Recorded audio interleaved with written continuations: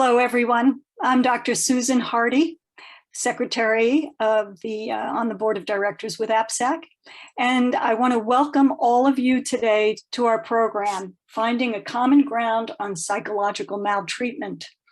On behalf of CAPSAC, the Psychological Maltreatment Alliance, the New York Foundling, and the Center for Innovation and Resources, we welcome you today. We're very glad you can join us and to meet our fabulous panel of experts today. We're going to start off. Stuart, I'll turn it over to you. Thank you so much. We're so pleased to be part of this. So happy to be able to serve your interests in child psychological maltreatment as well as we possibly can now and in the future. So it's not necessary that all things happen today, and of course they won't, and that's part of the fun of it. You'll meet the other presenters, Marla Bozard and Helen Wyman, as we move along.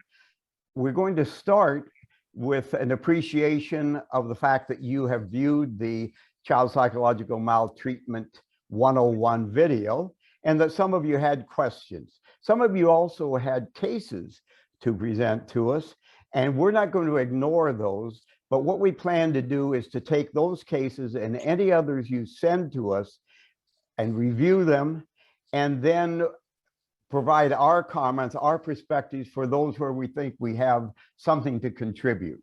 And we can either send those directly back to the person who submitted them, if you request that, or we'll put them on the Psychological Maltreatment Alliance website so that everyone who's interested will have a chance to look at them. So the questions that were sent to us prior to today regarding that were reactions to the experience of going through the video. Here's the first one. Do you have tips for how to identify when behaviors are responses to triggers and to address the triggering event or situation? That question, Helen Wyman is going to handle nicely within a section of her presentation. Here's the next question. As a clinician, I'm interested in how to work with parents in a therapeutic who have psychologically abused their child. This is especially difficult in family therapy with the child present. And Helen, I think you have a few comments to make about that one. Yeah, so I would say, it really depends kind of on the ability of the parent to be able to engage in family therapy in a way that is going to be productive. I would say that if there is psychological maltreatment going on currently as well, that typically having the parent work separately, at least in the beginning, can be more helpful, because in family therapy, sometimes the parent or other adults involved can kind of take over the direction of the family therapy. Okay, thanks. Marla, did you have anything to add to that? No. So let's go to the next question. Does psychological maltreatment differ through race or ethnicity? If so, what are some of the main differences? And Marla was going to give us a few comments on that.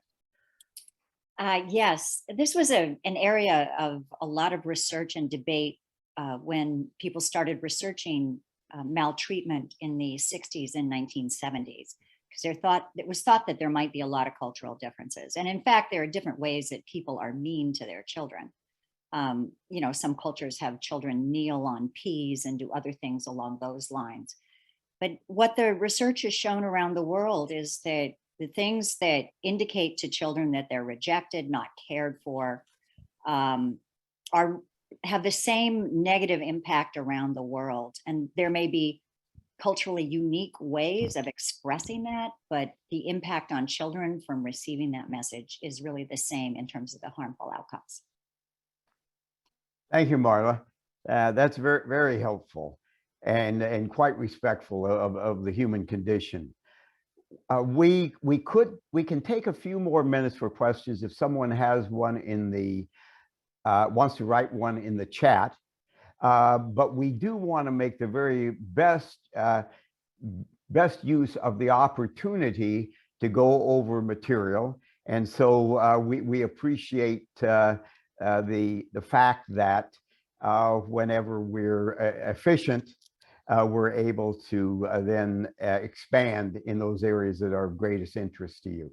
And this may be one of the cases. So I'll ask Leslie, our key representative from the Psychological Maltreatment Alliance, if a question has been raised in the chat. So far, no questions, but if anybody has a question, feel free to type it in and I will relay it to the rest of the group. Oh, of course, people are wondering if we're going to send us the PowerPoint now, it would help to take notes. I could put it into the chat now for everyone. I have a copy of it, or if you guys prefer to send it afterwards, I can also do that. It's whatever you present. I think I'd prefer to send it afterwards. Yes, Yeah. so we're going to be sending the PowerPoint afterwards. If you have any questions though, or need us to slow down, or need anything repeated, just type it in the chat and we will do so. All right, and if there are no new questions in the chat, Leslie, I think what we can do is indicate that we will respond to those as best we can following the program on the Psychological Maltreatment Alliance. If one happens to come up, Leslie, that you think is particularly pertinent to one of the topics we're dealing with during the program today, this 3 hours, which seems like a long time, but those of us presenting have found very quickly that it wasn't nearly as much time as we would have liked to have had. So we'll move ahead now with the next portion of the program, and you would rightly expect that we will cover some of the material that is in the Psychological Maltreatment 101 video, but only lightly as a refresher, just as a reminder. We're not going to go step by step through that material. We're confident that you've had a good chance to look at it, and we'll build on that. So Marla, please take over the next section. Okay, my name is Marla Broussard, and I've been working in the area of child psychological maltreatment since the early 1980s. As a researcher, forensic expert, advocate, and trainer, I'm still very active in this area, and I'm a professor emerita of Teachers College, Columbia University in New York City. Next slide. Okay, what is child psychological maltreatment? When does poor parenting cross the line and become child psychological maltreatment? This is really the critical question. We always want to intervene if we can, but first we have to recognize child psychological maltreatment when we see it. Of course, reporting a case to Child Protective Services isn't all there is to addressing CPM. We can also intervene when we see poor parenting that might be CPM if it's persistent or severe, which is a topic we'll talk about in later sections of the program. Next slide. There's been interest in non-physical, non-sexual forms of maltreatment since the early 1990s, when the US federal government passed the Child Abuse Prevention and Treatment Act. And in that act, they recognized emotional harm to a child as a recognized form of maltreatment. There was a question in the chat about how did it happen that maltreatment ended up being defined as a form of harm. This basically occurred because the states were allowed, each state was allowed to define maltreatment as it wished in accordance with local standards for parental behavior. Some standards gave a lot of exemptions for religious beliefs, etc. But it was left open to the states. And as a result, almost all states define psychological maltreatment as a form of harm to the child. A number of states gave lists of parental behavior which would lead to harm. And many of those states, and other states as well, allowed for high likelihood of harm in terms of defining it. But the most common thing that states did, and this is based on a recent paper that Amy Baker and I did, most states basically say that if a child has been emotionally harmed, and it could be from really any form of maltreatment, if that's substantiated, then it would be counted as emotional abuse, emotional neglect, etc. So the definition that we're presenting today really focuses on caregiver behaviors that research has shown cause psychological harm to the child. And if you look at state laws, certainly California laws, there always needs to be a connection, some connection made between caregiver behavior and harm or high likelihood of harm. Next slide, please. Now, I took a look at California law, and of course, states have many laws on the books, but how they actually implement them varies considerably. Dr. Wyman sent me a bunch of case examples, and we've had some discussions. So I have selected these laws as being the ones that seem most relevant to CPM. But I'm very aware of the fact that most of you here in the audience are from California, and you probably work with these laws all the time and know much more about how they're implemented than I do. But it seemed from a neglect standard, there seemed to be 300B that the child has suffered, or there's a substantial risk that the child will suffer serious physical harm or illness because of the inability or unwillingness of the parent or guardian to provide regular care. And this can also be due to a parent or guardian's mental illness, developmental disability, or substance use. So that would be the California neglect standard. Next slide, please. California 300C is similar to what a lot of states have when they talk about emotional damage, in that it describes the types of harm children may need to exhibit, not the caregiver behavior, but kind of the resulting damage.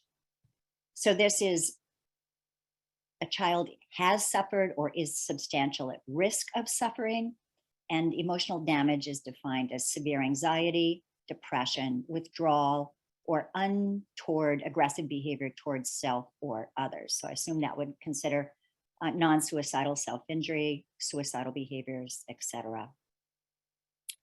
And of course, it has to be tied to parent or guardian behavior. Next slide, please. Then California kind of has a unique law in that they have a cruelty standard, which actually I kind of like. 300I, the child has been subjected to an act or acts of cruelty by the parent or guardian or member of the household, and the parent or guardian has failed to adequately protect the child. So this is kind of a unique law that's not common in most state statutes, but it covers a lot of behavior that we're really concerned about. Okay, next slide, please. So what I want to do today is talk about the definition endorsed by APSAC, which Stuart and I and others have been working on since the early 90s. This is the second version. It's based on a repeated series of comprehensive reviews of the literature on caregiver behavior internationally that's harmful to children. So it's the repeated pattern or extreme incidents of caretaker behavior that thwart the child's basic psychological and developmental needs and conveys that the child is worthless, defective, damaged, unloved, unwanted, endangered, primarily useful in meeting another's needs, and or expendable. So there are other definitions, such as the National Incident Study definition, the modified maltreatment classification system that's been widely used in research, and the military has a practice definition called the FAIR definition. These definitions overlap a great deal. Next slide. Okay, I know that all, or hopefully most of you, have watched CPM 101, so I'm just going to very briefly give you a refresher on the 6 subtypes of child psychological maltreatment so that you can apply them to the many case studies we're going to be using today to really learn to make distinctions between poor parenting and child psychological maltreatment. There are 6 major subtypes, and I will give you a quick tour with some examples. The first one is spurning. Helen, thank you. Verbal and nonverbal caregiver acts that reject and degrade a child. Next slide. So some parents demean or play pranks on a child in the name of having fun, but children can still internalize the negative message, even if it's part of a joke. So we have a long history of identifying as verbal abuse, using cruel nicknames, saying, I hate you, making fun of a child's normal feelings, preferring one child. These are not coming up, Helen. There. Preferring one child over, treating one child significantly worse than other children. But a very popular new form of spurning has occurred where parents are shaming children online by posting humiliating pictures or videos, TikTok videos, either as a form of punishment or to garner social media attention for themselves.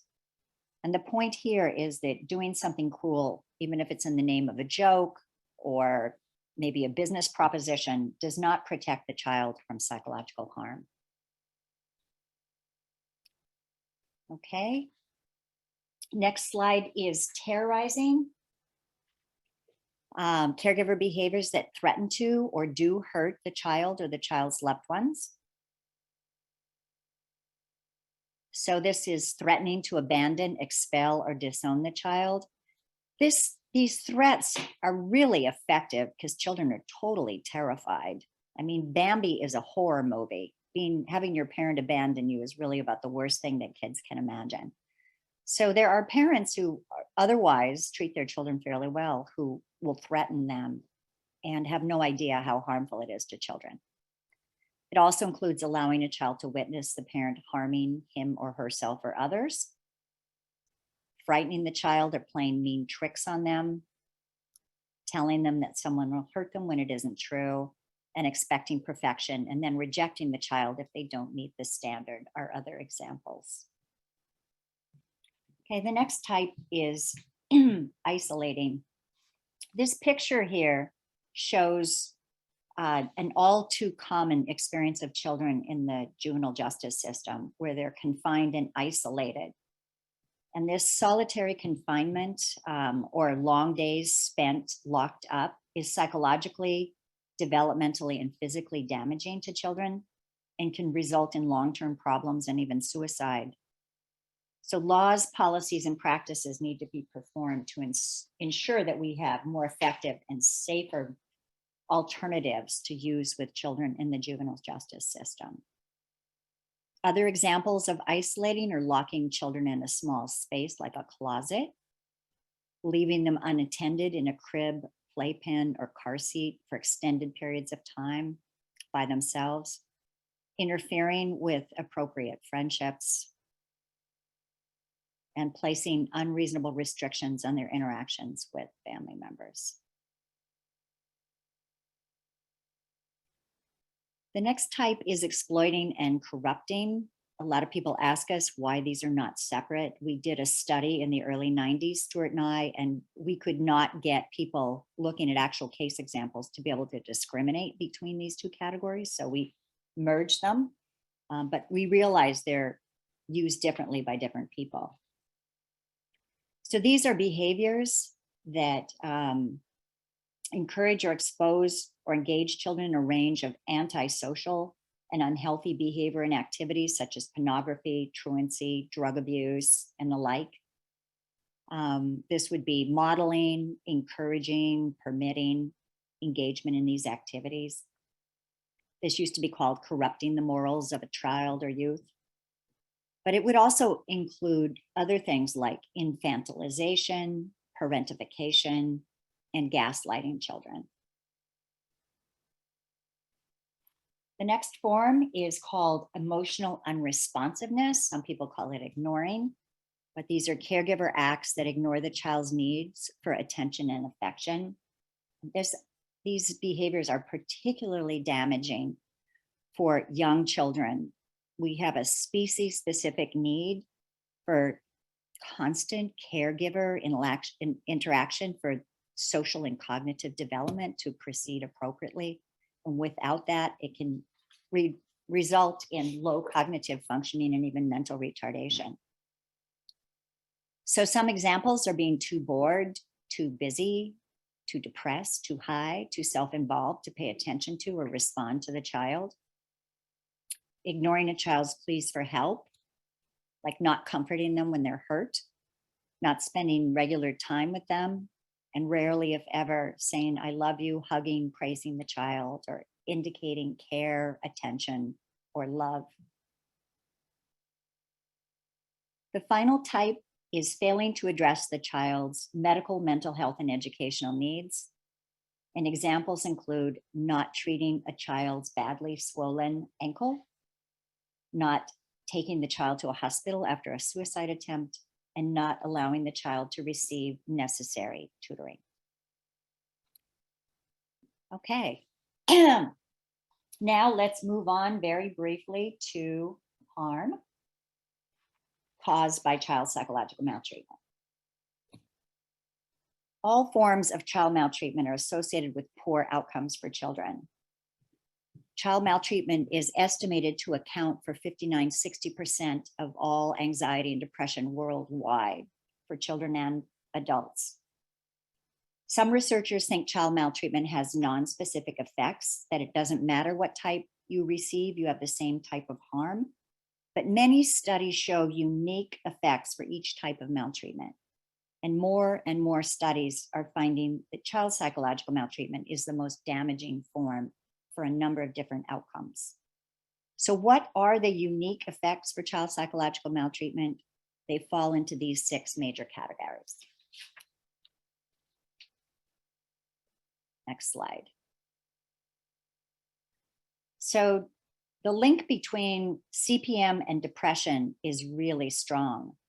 For example, the ACEs study, the original ACEs study found that childhood emotional abuse posed the greatest risk of all the ACEs for a lifetime history of depressive disorders and recent depressive disorders. And many studies have linked it, like in adolescence, to treatment-resistant depression. Suicidality is more strongly linked to psychological abuse and neglect than other forms of child maltreatment. Recent meta-analysis of 15 high-quality international studies found that emotional abuse and neglect, even when you looked at other forms, was by far the most powerful link between suicide and maltreatment.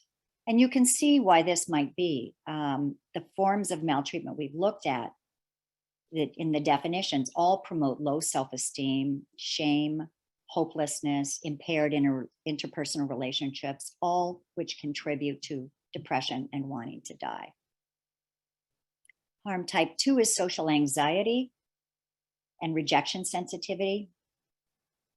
Child psychological maltreatment can cause intense fear of being evaluated and rejected by friends and family.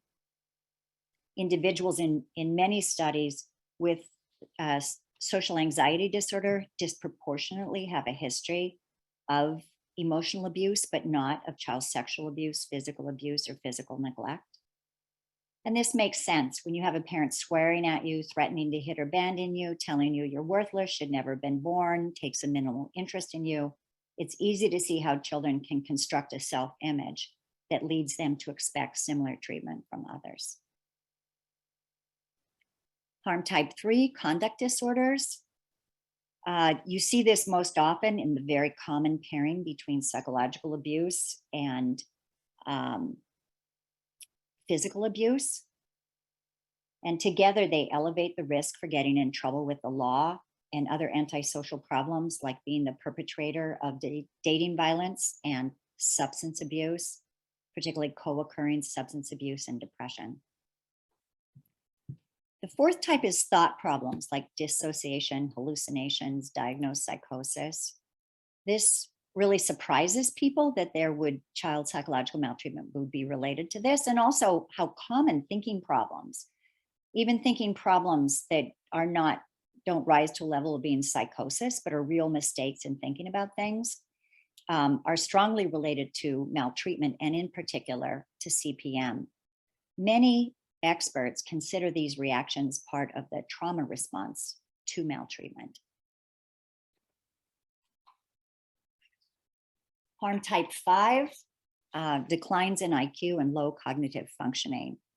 And again, across the literature, this is a well-substantiated finding that neglect, about 75% of which is emotional, is related to cognitive problems across the lifespan. So I'll just point out 2 studies here, early in life, where emotional unresponsiveness and isolation are really, really damaging.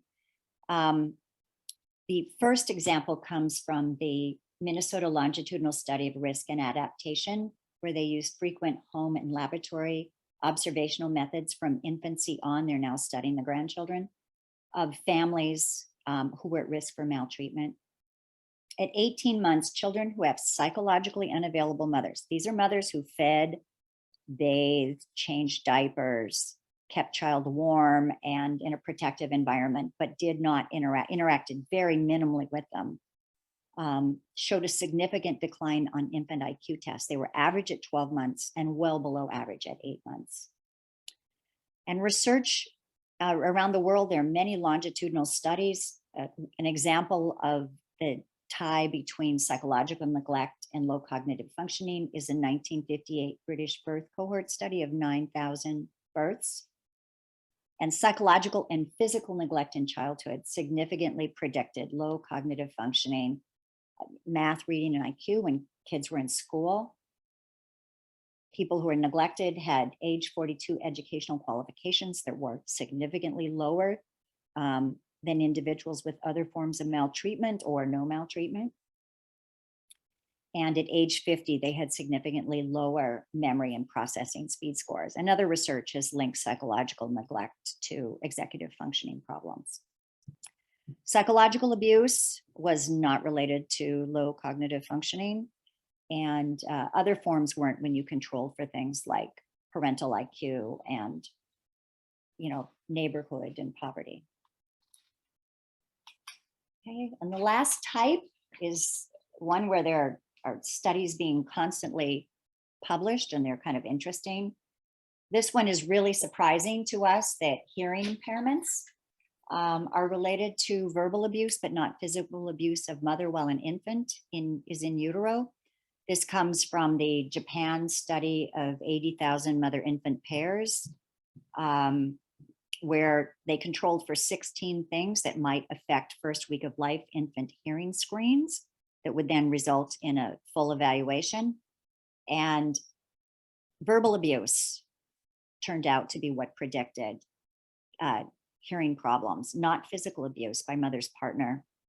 They speculated that it might be due to the pairing of a loud non-maternal voice with elevated maternal heartbeat, creating a very uncomfortable environment in utero that might affect auditory development. There's been a lot of research over the past 30 years linking child psychological abuse to asthma. So that's not surprising, but reduced adult height is kind of surprising.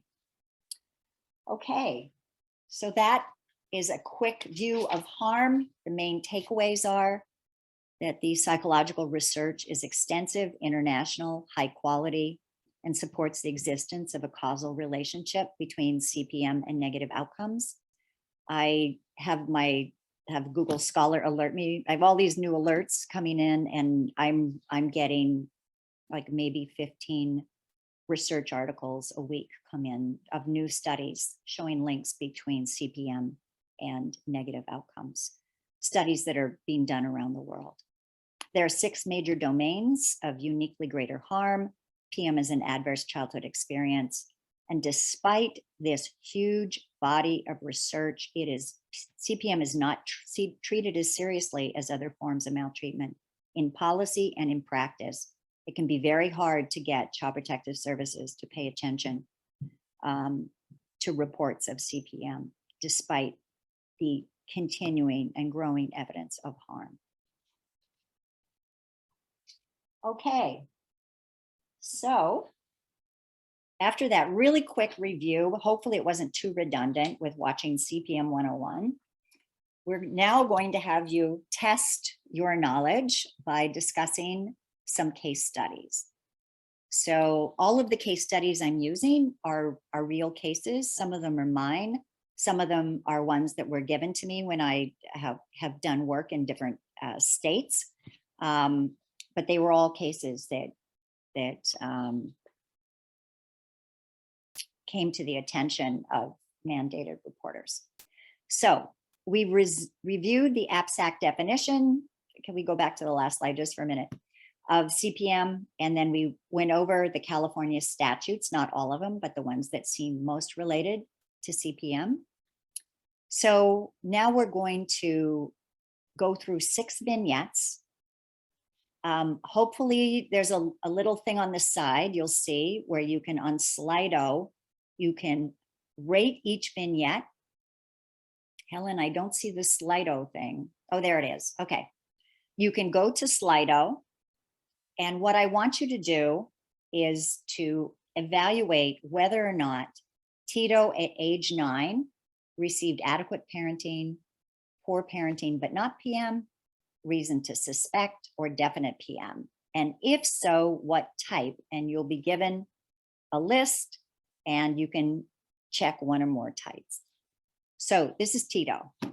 Tito's mother kept him out of school. This is a Massachusetts example, 1 to 2 days a week, because he was lonely. She was lonely and wanted company while she drank. Tito, age 9, made sure his mother had a cold beer, would laugh at her boozy jokes, would rub her shoulders to relieve tension, and would make sure she had a comfortable cushion to support her bad back. Over time, Tito's mother encouraged him to drink beer to keep her company. So is this adequate parenting, poor parenting, but not PM, reason to suspect, or definite PM? And if reason to suspect or definite, what type or types?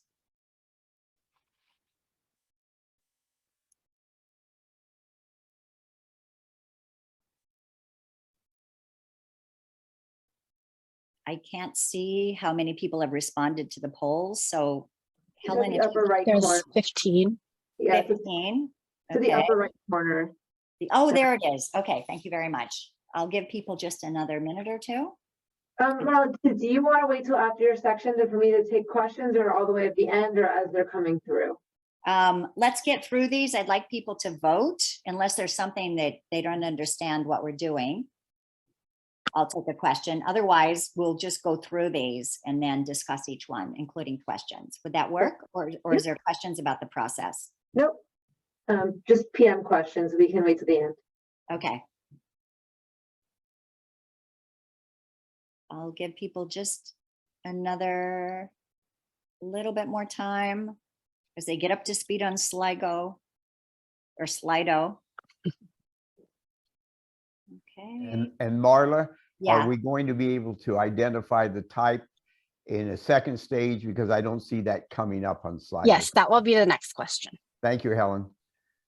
Oh, And Is it I'll coming bet up now? Marlo that people have taken care of this one. okay. Let's go. Next one. Okay. And so Tito, you'll respond to these. Oh, is this separate? They're going to respond to each one differently? Separately? Yes. Okay. All right. I'll move And- along a little more quickly then.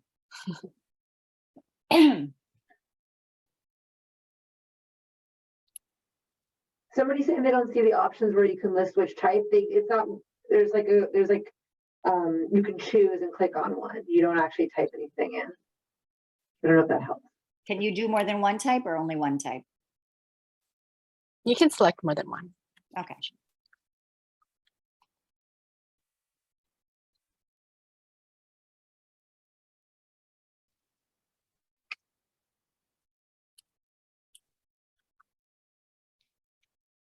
Okay, just another minute and we'll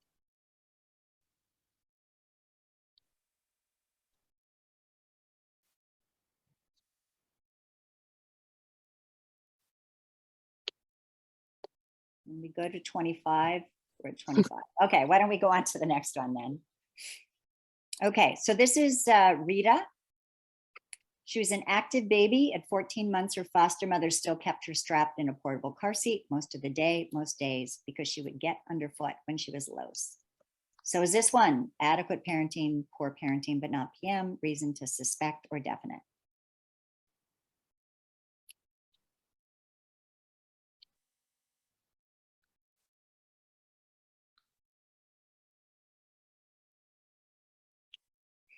Leslie, are you getting the percentages pretty quickly to guide us in regard to how fast we might move?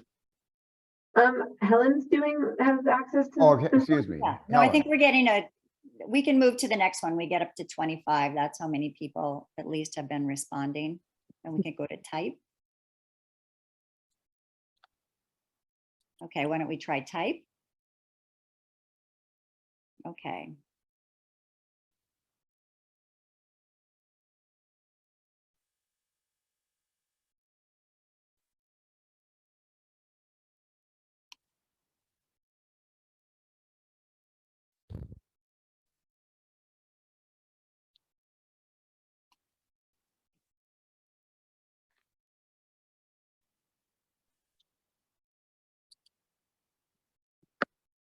Okay, Sunny.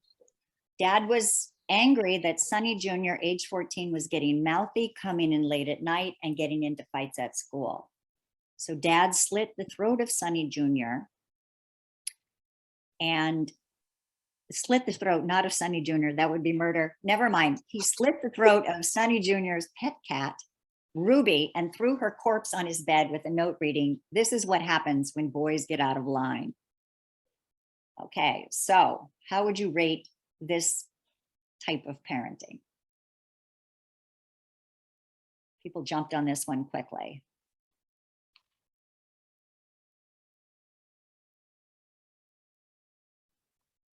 Okay, do we look at what form do you think this would be, or forms?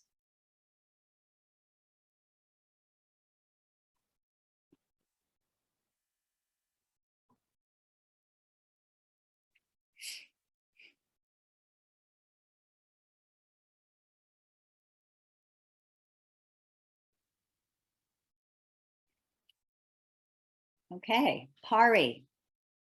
After her close friend disclosed that she and Pari, both 10, had been sexually abused by Pari's 19-year-old brother, Child Protective Services ordered mom to bring Pari into a child advocacy center for an evaluation.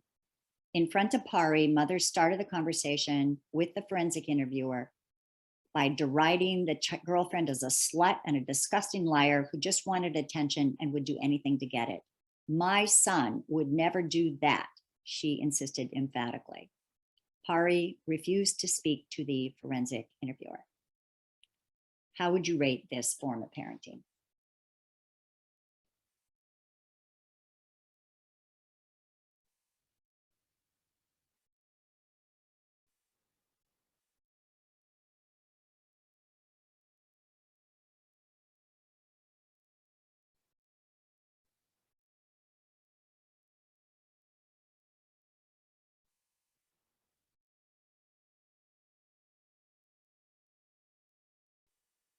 Okay, and what type? If you think it's psychological maltreatment, what type?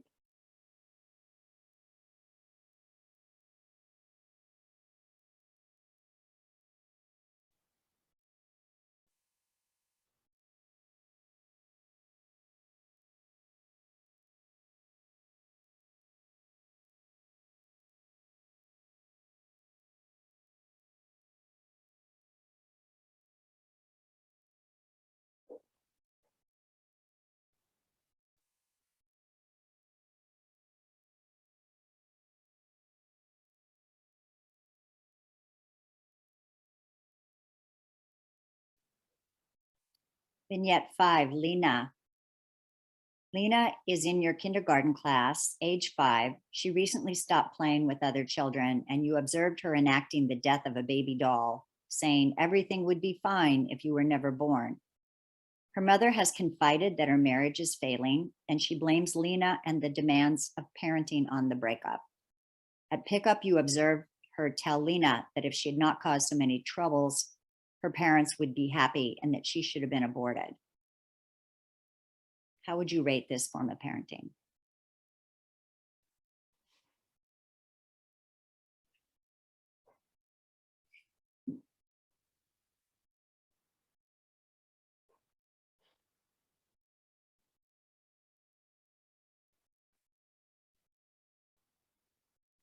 And what forms, if any, do you find?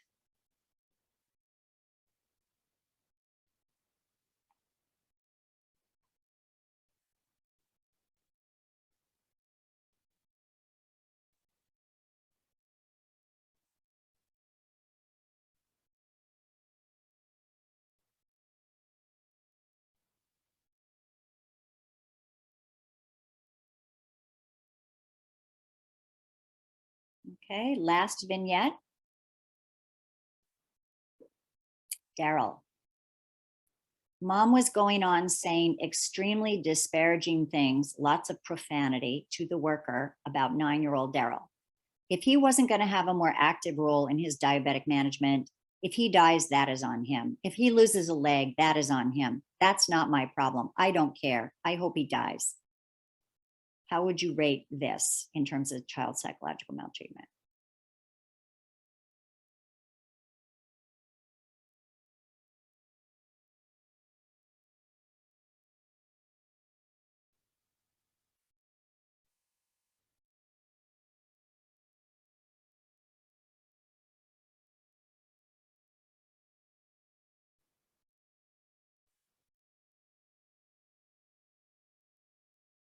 Okay, and the forms? You see any forms here?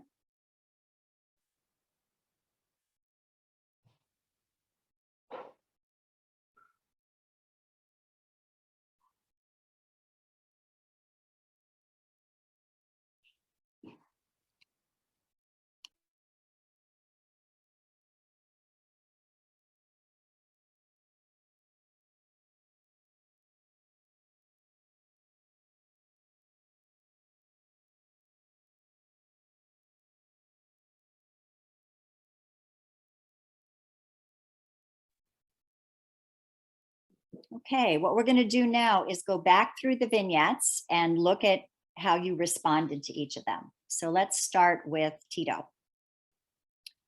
Okay, so people said this one definitely was. Okay, some people thought it was poor parenting, and certainly some thought reason to suspect. Okay, we'll get into that. What about the types? Exploiting, corrupting, educational neglect, isolating, denying emotional. Okay, all right, a mix of everything. This is a bad situation here. Is there a way for people to respond in chat to the different types, or should I just, based on my conversations with Helen Wyman, talk about? Would certainly. What do you want people to say into the chat? Do you want them to just explain why they if they want to just say what they think would be the basis for investigating this in California? Okay, yeah. If anybody wants to say why they would investigate this due to a specific type or just in general, I will relay the messages. Okay. I know Dr. Wyman thought. Somebody said truancy. Okay, so Penal Code 270, failure to supervise child school attendance. Somebody said it appears ongoing. Okay, definitely does. So what would that, under California, what would that come up under? Somebody said he's drinking. Right, so would that be emotional harm, California 300C? It also kind of seems to fit 300B, inability of the parent or guardian to provide regular care for the child due to the parent or guardian's substance abuse. I don't know if people would take this case in under that, but certainly if the mother is spending the day drinking. Yeah. Somebody said just general neglect. General neglect. Okay, so 300B is kind of general neglect. And then truancy alone with no other risk factors can be a school issue, not abuse. So you probably Okay. put the truancy with the neglect and all of that. Okay, so California 300B and probably Penal Code 270 would how this case would go in. Okay, let's take a look at the next one. Rita. Okay, so this is interesting. This is also the one that in other states, people are much less likely to call definite PM, but we have 33% here of having this kid all caged up. Some states that really focus on harm would want to see some cognitive or motor delays before they could go in on that. I've had people say because it's a foster mother, they could intervene, but if it was an actual biological mother, they might not. Are there any other comments, Leslie, that you're seeing? Not for this case. If anybody has the same, any reasons why they would, no. Okay, so definitely we have isolating here. And you could see, you know, if the kid isn't being interacted with, there's no description here. You know, sometimes you can put a baby in a car seat on a table, you're working in a kitchen, you can be interacting with them. So there might not be denying emotional responsiveness, but quite often kids are parked in playpens and off to the side, left in cribs, and you have the isolating, denying emotional responsiveness going along with it. And certainly if you're alone and feel trapped, you can feel terrorized. Is there any California law people see for this one? No, go back. Does anybody have anything?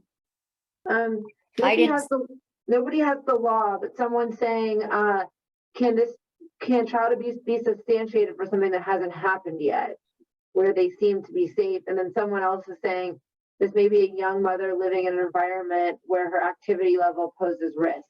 So yeah, I think in different states, this case, a lot of people see this as an opportunity for intervening with the mother by pointing out that, of course, everybody likes to be able to get their housework done and whatever else, but that babies really need to move around more. Is there a way to allow her to get her work done, but still have the baby be able to move around? So it's as maybe a non-system intervention would be more beneficial here. But there are situations where the neglect could be so severe where the lack of an intervention would be extremely damaging for a child. We don't quite have enough information. Yeah, that's what someone said. With the info provided, we wouldn't investigate, need more info. Yeah. Somebody else said this is an at-risk behavior, but usually refer to differential services. Okay, sounds good. Marla, Yeah. Marla, a point that seems important now is with the variety of positions or perspectives around this and the need for decision making, and for the others, it underlines the value of the use of committees, as I understand is done in the military, according to Amy Slepp, in making these decisions, so that you really sort through these different perspectives and possibilities, and you're sure you've investigated them. Point well taken. And also just to ask you if you see the timing working out well Yes. now. Yeah. Okay. Okay, Sunny. Okay, yeah, again, across states, even very conservative states, people, well, not totally. I can think of one state where people were reluctant to say, but mostly people from all states say this one would be taken in as definite. I'd be interested in hearing the perspective of those that thought there was reason to report. Okay, I'm terrorizing 100%. Certainly you're modeling very inappropriate ways of dealing with things, and very little care about the child's feelings being exhibited here. This is where I thought that California 300I, parent engaged in an act of cruelty, might be particularly applicable, but because there's no description here of how Sonny responded, although it's hard to imagine him responding with anything other than an intense fear response. But anything in the chat about how this would be taken in California? Yeah, someone actually said that this is domestic violence in California. Really? Interesting. I mean, emotional abuse. Emotional abuse for sure, and then possibly securing a restraining order. Okay. Hello. Wow. Yeah. Veterinarians and animal rescue people are mandated reporters. Wow. Okay. Great. Given all the very solid research base there for torturing animals in violent families. So Someone this said this can be interpreted as criminal threats. Yeah. So this could come in from a number of different angles, but would be treated seriously by all of them, is what it sounds like. Okay, Sonny. All right, let's go to Pari. How did people, so heavily reason to suspect. Okay, but we get a range here. So I'd be interested if we had more time and we're in a group to hear from the people who thought it was poor parenting. Certainly people can empathize with a horrible situation a parent is in if they are terribly worried about the well-being of two children. We certainly don't know if she has been sexually abused, but certainly let's take a look at what we're getting on if there is, for those who thought was definite reason to suspect. Interesting. I had seen this as spurning and kind of terrorizing with the implied threat that if she said anything, mother could completely reject her. But this denying emotional responsiveness, totally, there's no empathy whatsoever here for her if this actually happened to her. And Helen Wyman's going to discuss this case from the child's perspective in much more detail. How would this come in under California law?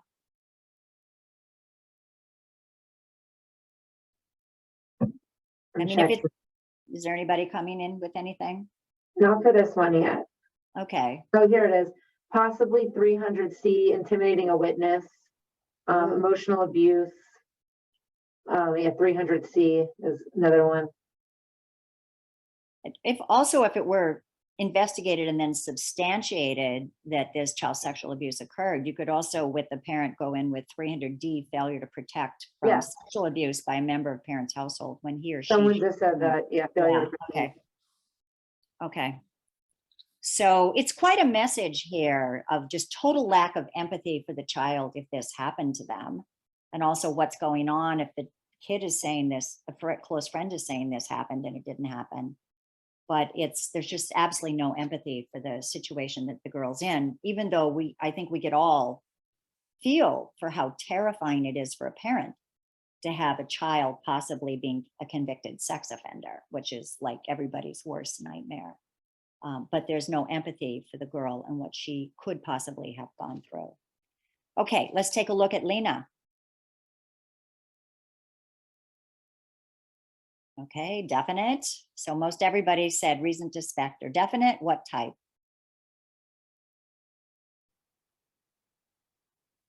Okay, spurning, denying, emotional, terrorizing.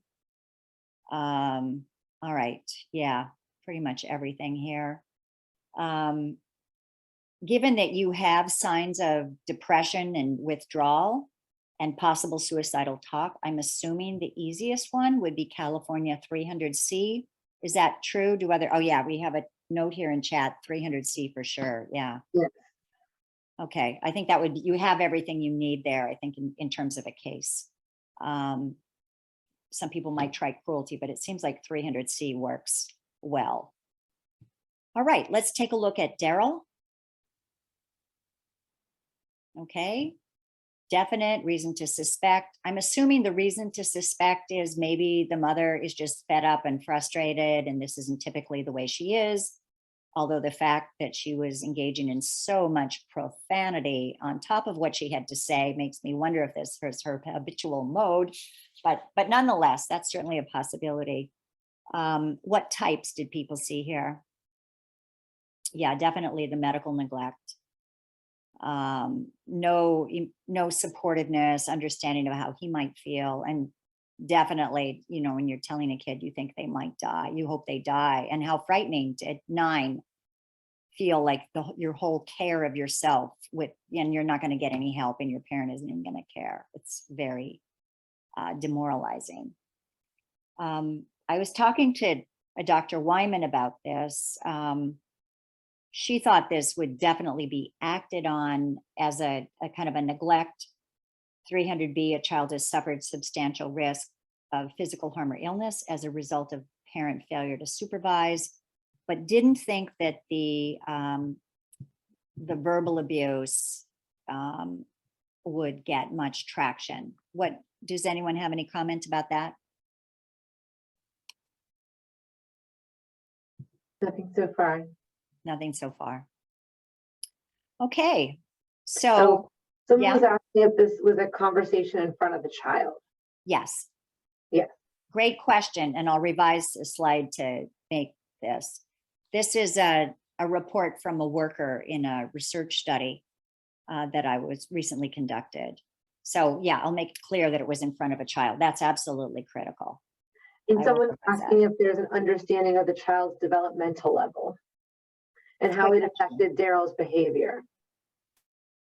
Maybe that the parent had low intellectual functioning, or I that think the Daryl child- had low intellectual functioning. Yeah, like, is he understanding what's happening? I think is what they're trying to say. Well, that is a good question. I don't have an answer to that, but that's an interesting, yeah, some kids are resilient. You're right, but this is poor treatment. But we don't know if this was a steady diet or not. Maybe if this was atypical, the worker could intervene and the parent and say, I know you're having a hard day, but those are really hard things you said. And a parent could realize that and apologize and do a repair. But it could also be a typical pattern. All right, thank you so much for your attention, and I'll hand it over to Helen Wyman. Hello, I'm Helen Wyman. I'm a child and adolescent psychiatrist. That's the slides actually. All right, so I want to start with taking a closer look at a case. This is from the perspective of a CAC worker. Sometimes we get parents coming in here angry and ready to yell at us, but this mom was rather pleasant and interacted well with the staff. Staff began to talk to her. Mom started crying a lot. She was having a tough time.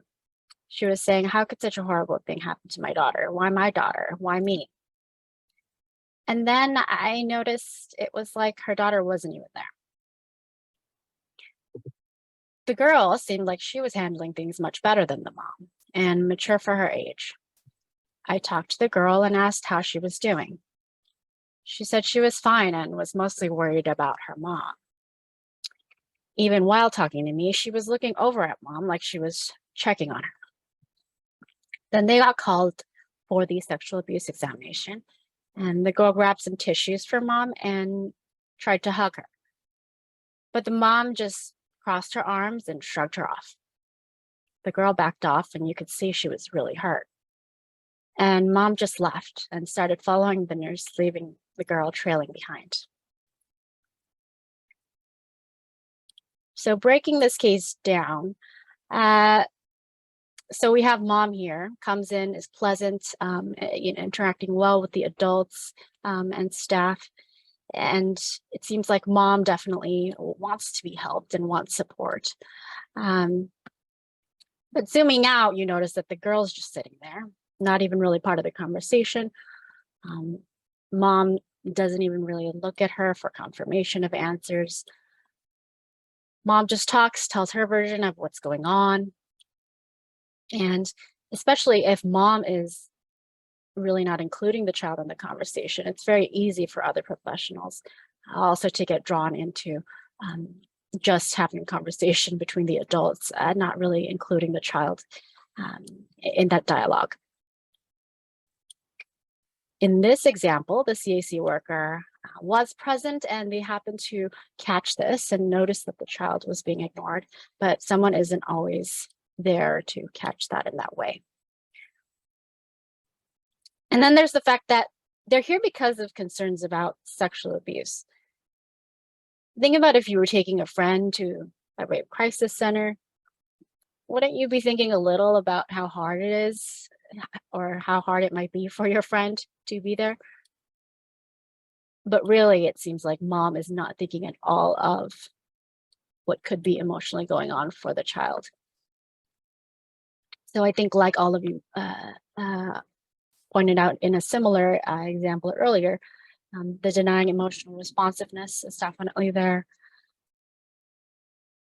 And when the mother is not really attending to the child's emotional needs or even recognizing them, the child doesn't know how to do that either.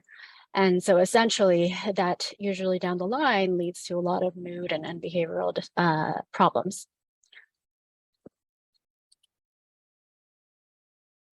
And then it's really all about mom. So again, mom was crying a lot, talking about how difficult it was for her. Again, while at the CAC, because the child was possibly sexually abused.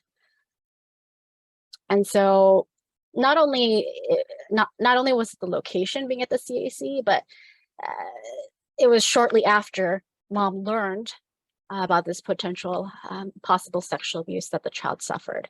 And yet even in this context, it seems like mom is reacting disproportionately, especially compared to how the child is handling the situation. That leaves kind of no space for the child to actually even express or start to feel the feelings that they likely have regarding the traumatizing situation. And really, when it comes to mom prioritizing her needs, her emotional needs above the child, that really is exploiting. And for mom to be crying so much when something has happened to the child, it's really scary for a child to see mom really breaking down that way. It can be terribly frightening, and many children feel the need to fix it and to make it better because, well, they don't want to lose their mom. They don't want their mom to break down. And a comment on mature for her age. So oftentimes I've seen a lot of these kids that have had some parentification emotionally come in, and many people comment both, in the clinical setting and outside of that they seem mature for their age. But really, the appearance of maturity, especially in relation to the caregiver, their own parents and caregivers, really should be more concerning. And often when you ask these children how they feel about a situation, even a situation like this, where really the trauma has occurred to them, they'll interestingly start talking about the parent's feelings or whatever the parent is experiencing. And you see this even in some young adults who have a history of child psychological maltreatment. Even young adults that come to therapy, oftentimes you find this pattern where they're not really able to even really identify their own feelings. They just jump to however their mother or father or some other person was feeling.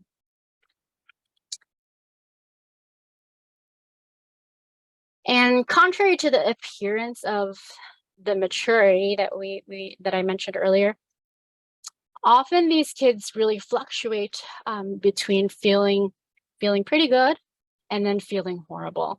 And really it's because on the one hand, they're told by their parents' actions and words in public, or by others that maybe know the parents and listen to the parents talk in a very verbally caring way about their kids.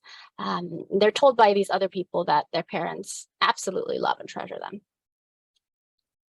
But when it comes down to it, they feel rejected by mother. They feel their emotional needs are not acknowledged. And when they try to meet mother's emotional needs in order, with the hope that they'll be acknowledged and that their emotional needs will be at least partly met, even then, mother rejects her in this situation. And so really it comes down to the child not being able to make sense of the situation and wondering, do I matter or do I not? And they fluctuate between those feelings. And usually a lot of the mood swings that these kids experience, sometimes some people, will see those mood changes and think that it, is indicative of some mental disorder. But typically it is because of this confusion surrounding whether or not they matter to even their own parents.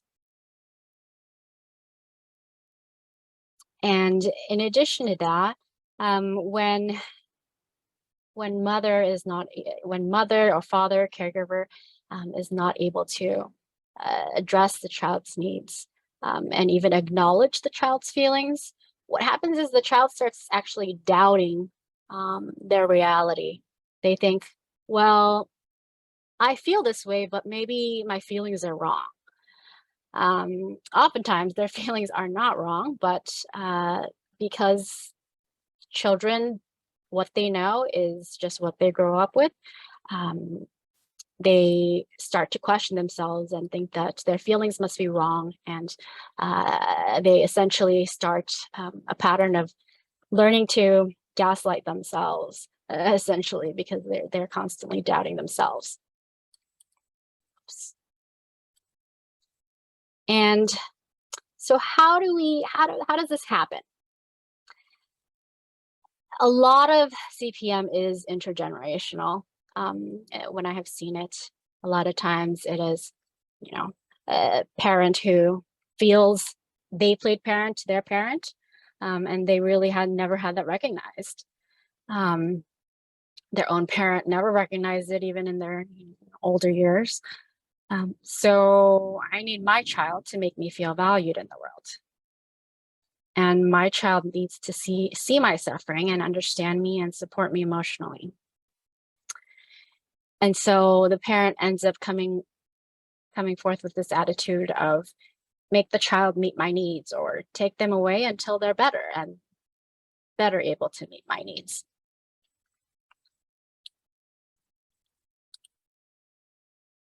So other than intergenerational transmission, what are the other costs or risks of not identifying CPM? So it is almost always present with sexual or physical abuse. And if you don't see it, you might actually miss a key part of the picture. For example, in a good number of the sexual abuse cases that I've seen, mother is actually emotionally abusive and neglectful toward the child. And the emotional harm that the child suffers from mother's emotional abuse really outlasts the sexual abuse. And so even after the sexual abuse has stopped, the child often continues to suffer. And the other risk of not identifying CPM is, well, you might think when we don't identify CPM, we can just refer them to mental health services if they're presenting with a mental health concern. And so what's the harm in that? But there is a risk there, because what happens when we refer to mental health services without identifying CPM is that essentially the child is seen as the the problem is located within the child. That's how it's seen. And because of that, the child kind of buys into this idea that they are the problem, and they continue to blame themselves, often in the context of already being blamed by their parents or caregivers. And there's a risk of iatrogenic harm as well. And by that, I mean, essentially medical interventions that are unnecessary and actually can be harmful.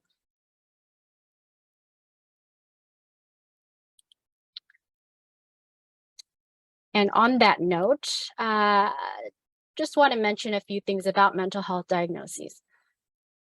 Many mental health diagnoses do not describe etiology, meaning they don't describe what the cause of the disorder or the mental illness was or is. If someone has major depressive disorder, someone is depressed, that doesn't really tell you what led them there. And so the diagnosis can't really be the explanation or the final explanation for their symptoms.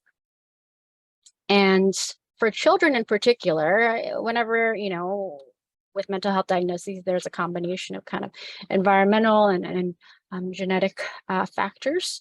But it's important to keep in mind that, especially for children, they have more environmental factors that are not in their control. They also don't have the words or brain maturity to communicate the stressors or lack of support. And because they grow up a certain way and believe that to be the norm, they don't have the ability to discern that something is not healthy, or that the way that they are being treated is not the way that a child should be treated. And children and teenagers and even young adults, I would say, often are still in a very vulnerable and particularly malleable period of development. And that is even more so if the child has previously suffered harm from child psychological maltreatment in the past as well. So what's the advantage or benefit of identifying CPM? First is that the child's experience is validated. Oftentimes, when I speak to these children, they actually tend to expect that their feelings will not be validated, and so it really takes a while for them to be honest about how they feel like something was unjust, or felt very hurt by this or that, or even that they don't really feel like their mother loves them, even though she says it all the time. The other thing is that we're able to designate a responsibility appropriately to adults. And the way I like to think of this is that the responsibility goes back generations usually. And so typically, if you say your mother, should have done this, but they didn't, no child and even adults want to feel like they are completely putting all that responsibility on their mother or their father or their whoever that person is. And they often actually talk about how, well, my mom had a rough childhood too, et cetera, et cetera. And so you're able to say that, yes, the responsibility does go back these generations, but at the same time, at the end of the day, adults are adults and children are children. And adults need to take responsibility for the actions that they take or the actions that they fail to take. And really, it helps the children foster self-compassion. And it actually can give them a lot of hope, especially children that have lived with a lot of CPM for a long time. end up feeling very hopeless because, again, that's all they know, and they feel like the whole world is this way, and it's miserable for them. But when they're able to see that, okay, this is actually not how it's supposed to be, and not every family or not every child experiences the things they did, they can see some light at the end of the tunnel. By validating the child's experience, we also empower the child to speak up in the future and increase the chances that they will speak up if something, if more bad things happen. And again, because it really does go down generations, it can be a foundational intervention that can make an impact beyond, the child that you're seeing at that moment. So all of that, but how do we identify CPM? So just a few things that we need to keep in mind. One is we need to remember that there's a power differential always in favor of the adults. You must interview the child or teen separately. My preference is really to talk to the child or teen first, even in clinical settings. And the reason for that is that it's easy to become primed with whatever we're told by the adults or by the caregivers. And children are actually surprisingly perceptive. If they know that, well, you've talked to my mom, you heard the story, they can be much less likely to want to tell you their version of the story because they are prepared for you not to believe them. The second is that events with high emotional or behavioral disruption associated with them are typically part of a pattern. So if a kid did something, threw something or cut themselves or failed to do something, consider what alternative options the child may have had, and why the other options didn't feel like options for the child. Usually it's that past experiences, one way or another, have conditioned the child to know that those other options will not end well. And the last is that words can do a lot, but they are not everything. For example, if a child says, "I feel like my mother hates me," sometimes the reflex is to ask, "Did she say she hates you?" And I'll admit that I'm guilty of having asked that in the past. But that's not really a helpful question to ask because whether or not she explicitly said those words in some way or form, it was communicated to the child, and that's what it is our job to figure out. And another thing to keep in mind with words is that children, especially with CPM, are likely to minimize their own abuse, including their own reactions to the abuse. Say, "I don't care," you get used to it, not a big deal. But then they go on, right after something happened with their parent, they say, "I don't care." And then right after that, what they did was go cut themselves. So we really need to get narratives. We need to get a timeline. So like in the example that I just mentioned, if they had this argument or conflict with a parent and immediately after cut themselves, that's indicative of the impact on the child, even if the child may say, "I don't care. No, I'm not sad. I'm not hurt." And narratives really increase the contextual information that you get. It also minimizes the misinterpretation of language, which is especially important for kids, but also adults. And it also enables you to make it your assessment, not theirs. And by that, I mean that when we ask, especially again, children who only know life a certain way, to identify what may have triggered them feeling particularly bad, etc., it's pretty difficult for them to do that because for them, it's daily life. So we need to be the ones to be able to see, okay, this is probably what triggered what came right after that. And that's why we need to get a narrative and a timeline of events. And throughout the timeline, at various points, you can ask, how did you feel to the child? And that, again, helps you identify when feelings changed or when they started to feel suddenly like they wanted to die. And by getting these narratives, we also avoid the risk of inadvertently contributing to a pattern of denying children their reality, which many children unfortunately do experience. In terms of eliciting the narrative, I imagine many of you are already familiar with one forensic interview protocol or another. I've used Thomas Lyon's 10-step as a guide, with a focus on the allegation and follow-up questions.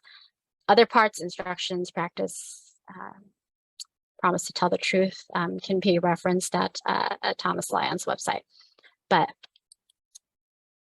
regarding a specific event, if you know of a specific event that you want more details about, you can ask if they know, you can ask them to tell you why they came to talk to you, and follow up with, I heard things have been hard for you, or I heard you talked to this person, or I heard you went to the hospital last week.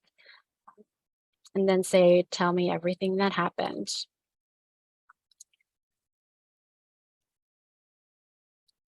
And after the tell me everything that happened, you follow up with what happened next. So sometimes, many times, I would say, children or teens, if you ask them, tell me everything that happened, they will give you a short answer that is not everything that happened, but essentially a summary or just the ending of what happened. So a good way to orient that is simply to ask them, what was the first thing that happened? And sometimes even that gets to be it doesn't go back far enough. And so I actually sometimes just ask them to walk me through the day.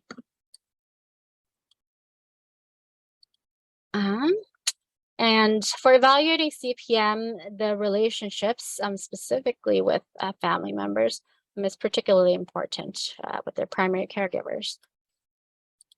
So how do we assess that? Tell me what you like about mom or dad. Tell me what you don't like about them. And again, follow up with invitations. What you don't like about mom. I don't like when she gets mad. Okay. Then you follow up with, tell me everything that happened the last time mom was mad. I find that oftentimes when asked what they don't like about mom or dad, some of these issues come up. But if they do not, in terms of screening for abuse, additionally, you don't want to ask questions like, do you ever get spanked? Do they ever hit you? Instead, ask, what does your mother or father or grandfather do when they get mad at you? And then follow that up with, what's the worst thing that's happened when they got mad? And then you want to get a sense of kind of how the child's recent past has been. Tell me the best thing that happened this week, month, year. Worst thing that happened this month, week, or year, depending on in what setting you are meeting the child and what kind of history you're trying to get. And then tell me everything that happened the last time you were feeling sad, mad. I like to ask happy because I think that it's actually quite telling sometimes when kids are not able to identify the last time that they were happy. And again, if the response is too brief, you can go back to asking, tell me the first thing that happened that day. Now, in terms of what we talked about, what Marla talked about earlier, we really need to be able to link some of the emotional damage or the risk of emotional damage to the parental conduct. And sometimes they actually link it for us, the kids, because I have definitely also seen cases where, you know, children have explicitly said, my mother is why I want to die, and they have made a severe suicide attempt. But unfortunately, even in those situations, sometimes we tell them to stop blaming their parents for everything, and or their parents tell them that, and we reinforce it. And another note about kind of suicide attempts or self-harming behavior is not to ask, were you trying to kill yourself? But to ask, what thoughts were you having and what were you going to do? And the reason for that is when you ask, were you really trying to kill yourself? Do you really want to kill yourself?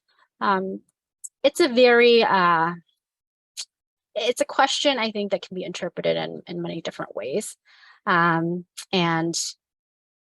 especially if they have had some encounter with the mental health system, they know that the primary concern a lot of times in these settings is immediate risk. So are they going to attempt suicide right now? And so they answer no when you say, did you want to kill yourself? Were you really thinking about killing yourself? But if you ask, what thoughts were you having, or what were you planning to do? You'll get a better sense of, maybe it was, you know, it was impulsive in that moment, but in that moment, they may have felt truly like dying and wanting to kill themselves. Again, to elicit the narrative surrounding these events where they either are hurting themselves or are acting out toward other people. Tell me everything that happened the last time you felt like cutting yourself, or the last time you cut yourself. Same thing with last time you wanted to kill yourself, or you tried to kill yourself. The last time you got really mad, ran away from home, had a fight. And now we're going to jump back to Tito. So Tito, we saw earlier, he's the kiddo whose mom kept him out of school because she was lonely, drinking beer. So we read that Tito's mother encouraged him to drink beer to keep her company. But unless we were there or someone else was there, how would we really know she encouraged him? We could ask, does your mom give you the beer to drink? And he might say no, especially if he's the one that usually gets the beer from mother. I find that sometimes children interpret questions in a very concrete way. And when you ask, oh, did the mother give you the beer? They say no, because usually it's him giving her the beer. Another question you might think of asking would be, have you ever drank some of the beer? But again, he might deny that if he knows that he's not supposed to drink beer. So instead of those questions, pick the last time that he did sit with mother. And then try to elicit, tell me everything that happened, what happened next, what did mother say, what did he say, and get the timeline of events and the details of what happens when he sits with her. And again, throughout those specific points in the timeline, you want to ask about how he felt and what thoughts he had. And that's critical for highlighting kind of the emotional damage portion. In terms of mother being lonely, wanting company, Tito laughing at her boozy jokes. So how do we know he was laughing at her boozy jokes? What are boozy jokes? Who called them boozy jokes? So again, if someone was there maybe to listen to them, they could report that. But otherwise, it's really difficult to be able to get that information. A better way to approach it is to think about maybe a time when he did not meet those expectations. Because typically if he is now doing it every day, for example, it is because he learned at some point that not doing it has consequences. And if he says that he's never not done it and he's always, you know, just laughed at her jokes and done everything she asked of him while drinking, then you also want to ask about maybe the last time someone else didn't do as their mother expected, such as a sibling, because sometimes children also learn by watching their siblings and the consequences for their siblings.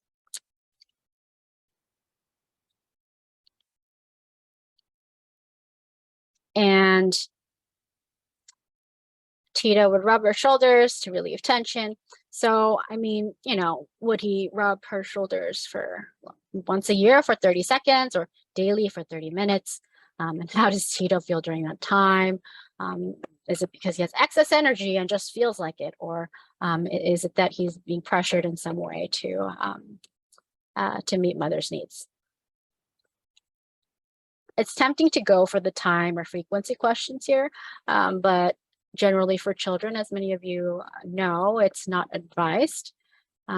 So again, eliciting the narrative of sitting with mother on a couple different occasions, you can get a better sense of what occurs and what kind of frames the situation surrounding even him, his rubbing her shoulders.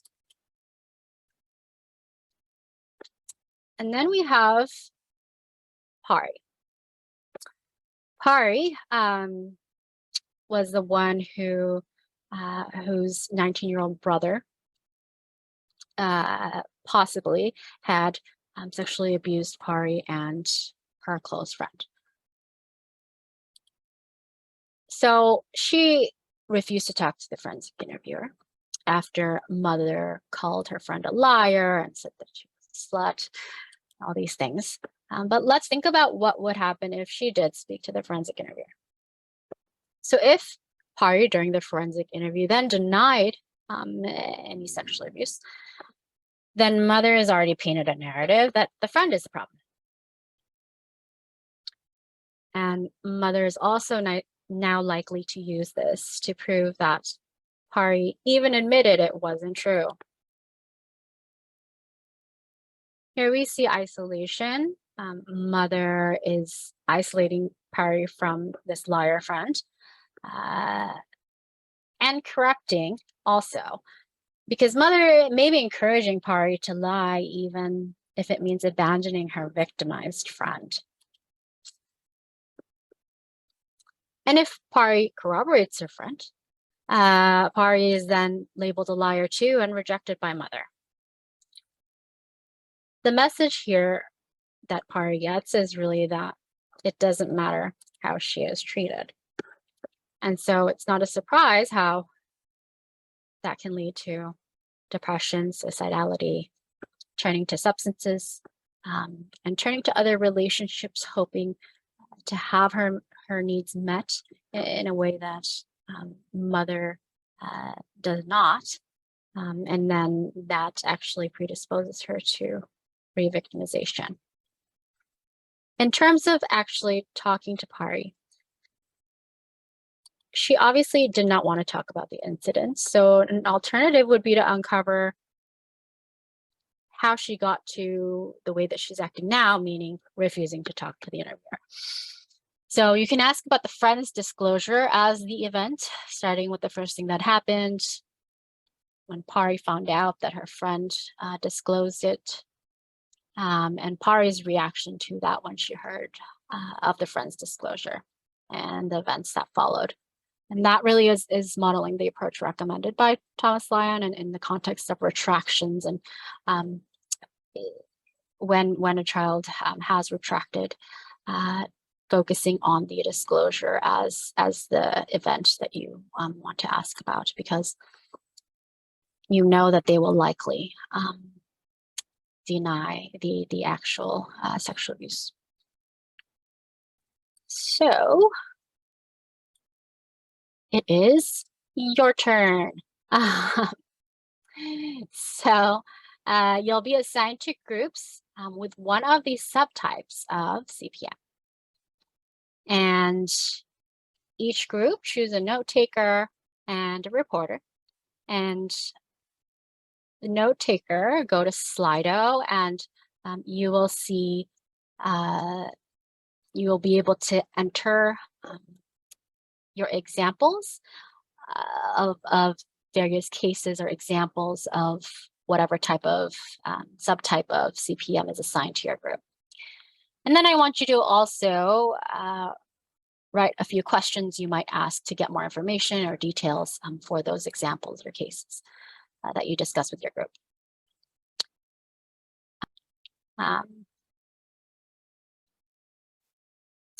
Anyone have an example of spurning that they would like to share?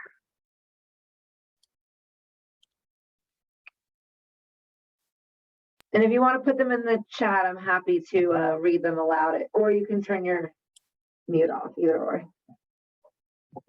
raise your hand, any of the options. Examples of spurning that you have seen or had personal experience with.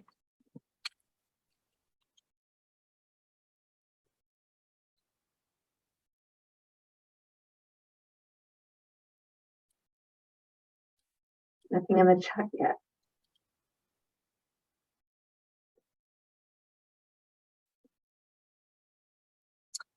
How about terrorizing?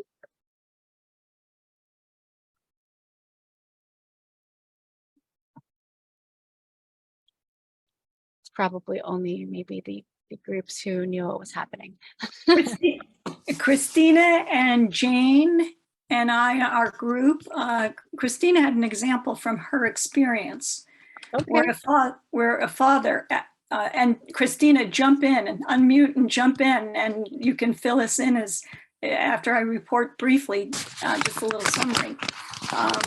It's a father after a contentious divorce showed the sex videos that he and his wife previously had made.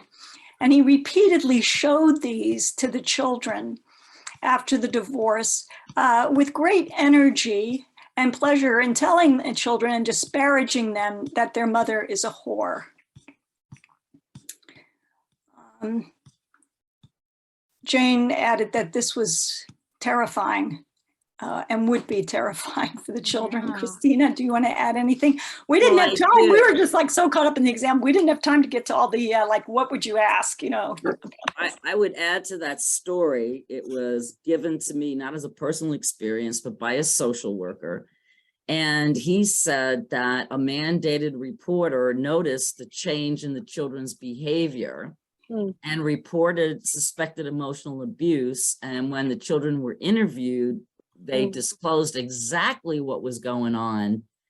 And so it was a substantiated case of an emotional abuse, and dad did lose custody of the children. And so we thought terrorizing, and we could have added emotional depravity, like lack of caring for how the children may have felt. But it was terrifying for their children to see this, and psychologically damaging in how they may feel about their mother as a result. Out of curiosity, was that in the family court or the dependency court they lost custody? I don't know that level of detail, to be honest with you, Seth. This was a story told to me by a social worker with no names, no incidences. And I would only imagine that in the court case, in one of the courts, this would have been added, like there would have been a complaint filed in one of those courts. My guess is family court, because they were divorced.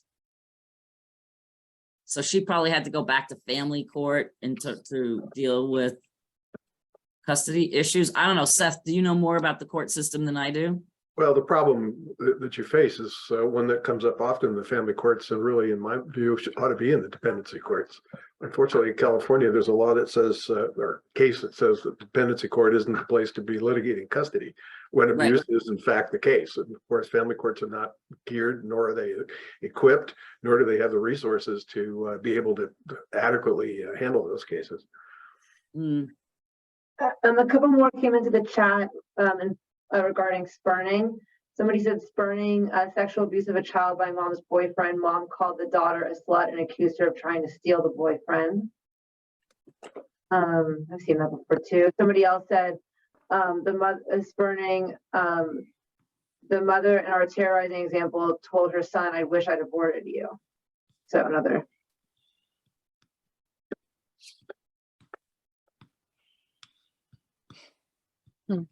And going back to that, divorce case that you were talking about, Christina, especially when there's some kind of, inter partner conflict, a lot of it ends up being kind of the parents exploiting the child, essentially, and using the child as a weapon, or to punish the other parent. Other examples that people would like to share.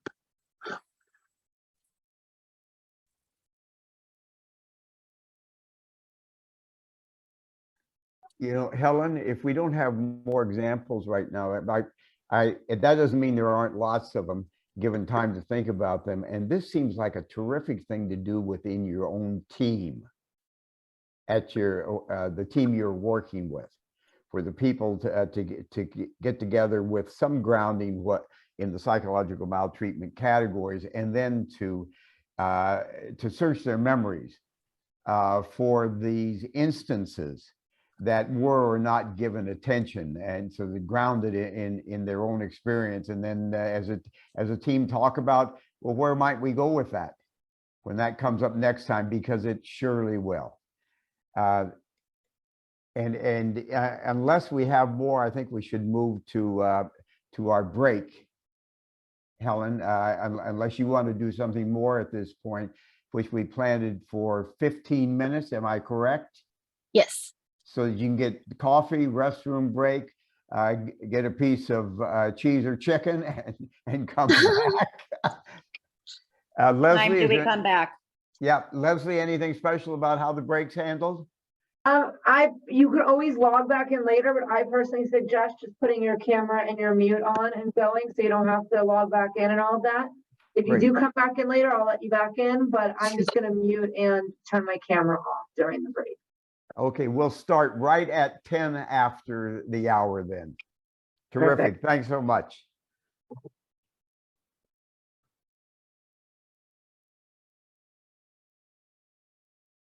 Interventions, which and interventions, of course, answer the question, so what?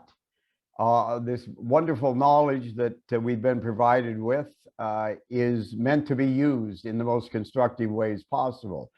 And we've heard a number of really good ideas about that already. Next slide. My background, I've been working in the area of children's rights and psychological maltreatment for over 40 years. Marla and I have been together in that work for that entire time. And I'm sure she feels as I do, that every time we meet, every time we hear somebody speak to the point, we learn something new.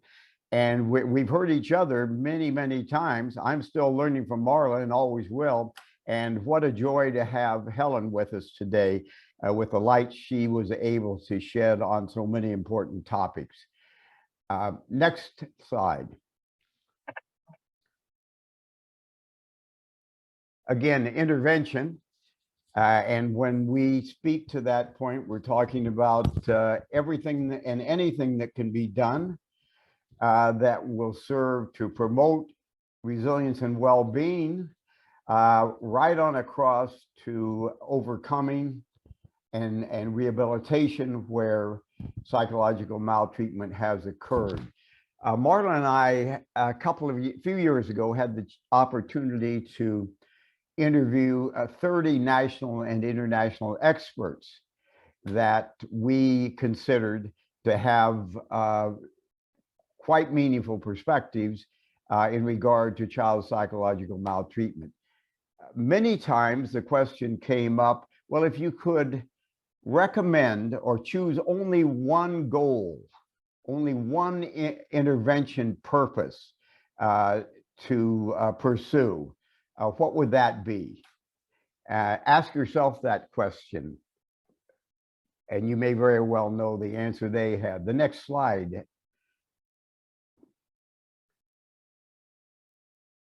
Secure attachment. For many reasons, many that you already understand. Secure attachment established means that the future is much more positive for that child. You've set things in motion in the right direction. You have a healthy foundational beginning. With it established, you also have many strengths, many factors incorporated that are going to help to reduce and overcome the experiences of child psychological maltreatment. Next slide, please.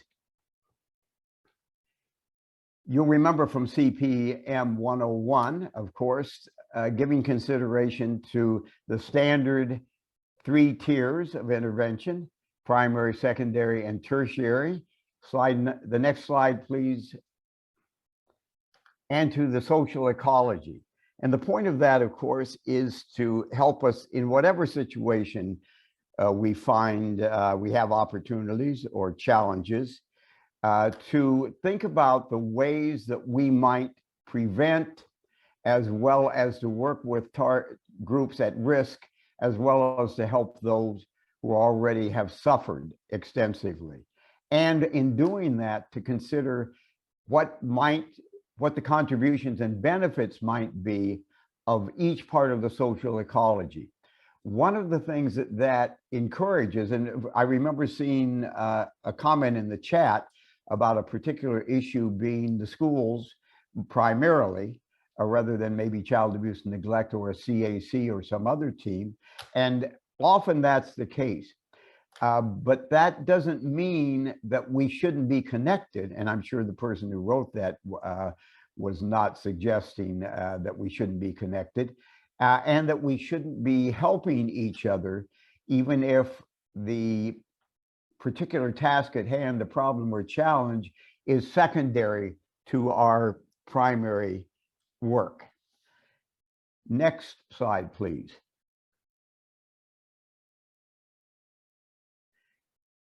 It's important to recognize that some of the best, most important interventions have application within and across all the tiers. Establishing support for good child caregiving expectations, setting social norms, you might say, establishing the child's right to freedom from all forms of violence, assuring good quality human relationships for children, central to their future. Promoting reflective thinking and compassionate empathy, something we should do in every aspect of our lives, and certainly as we work with people who are faced with challenges and destructive experiences. And promoting assets and strengths approaches in child caregiving.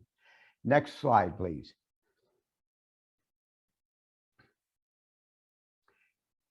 And these are just reminders, and they connect to what I've already said. As we're working with children and families in our communities to promote the good for them across the 3 tiers and the social ecology, we want to recognize that the person has capacities, possibilities within himself and herself. And that applies to the children as well as every person involved in the configuration of concern to us. And certainly all of those around that child. And that includes the social norms of the system, which we might influence. And somebody put a comment in the slides about stickers on cars and so on. That's part of the social norms raising process, and we should all be involved in that where we can. And then, of course, promoting respectful, supportive communication and relationships. And the mantra for human beings in many ways is relationships, relationships, relationships. Let's go to the next slide.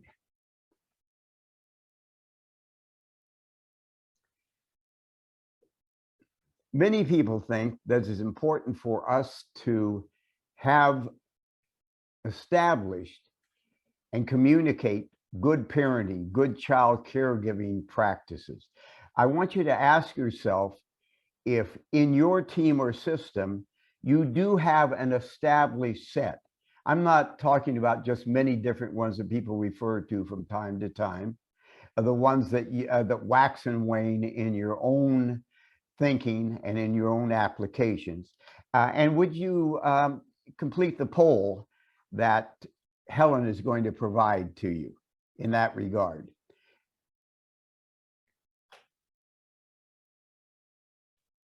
Helen, does this mean they need to go back to the system? There we go. And you have the opportunity to use it with your cell phone or to go on your computer. So please respond. Yes, documented and promoted. Yes, I think so, but not documented. No, or I don't know. We'll just take 30 seconds or so to get the idea.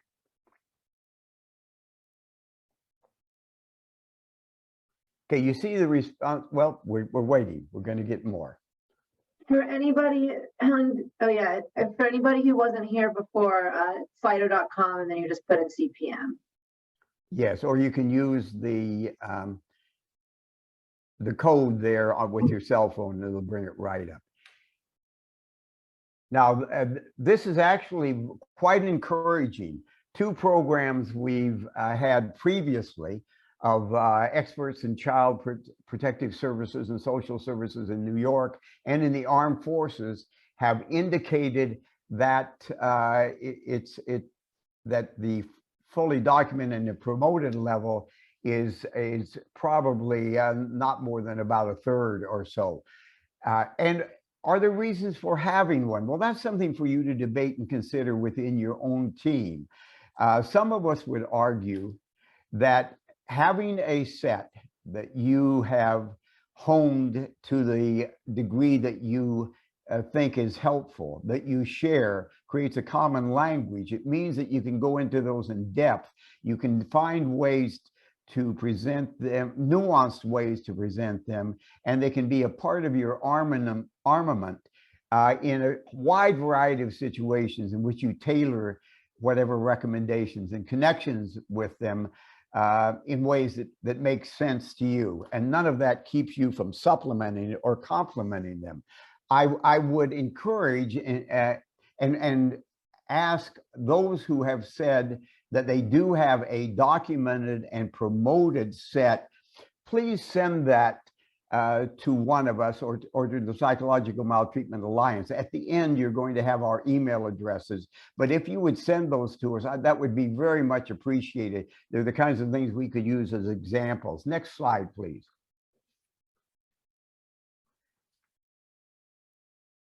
And along that line, think about what yours include or mine include. This set came from one of the experts on our team at the Psychological Maltreatment Alliance.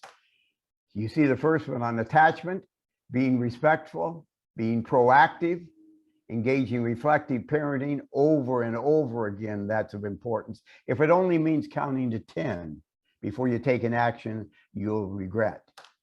Use emotion coaching to teach emotional regulation. Be encouraging, use positive discipline strategies.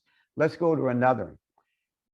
And you might find across these, next slide, please, ideas that you want to use one way or another.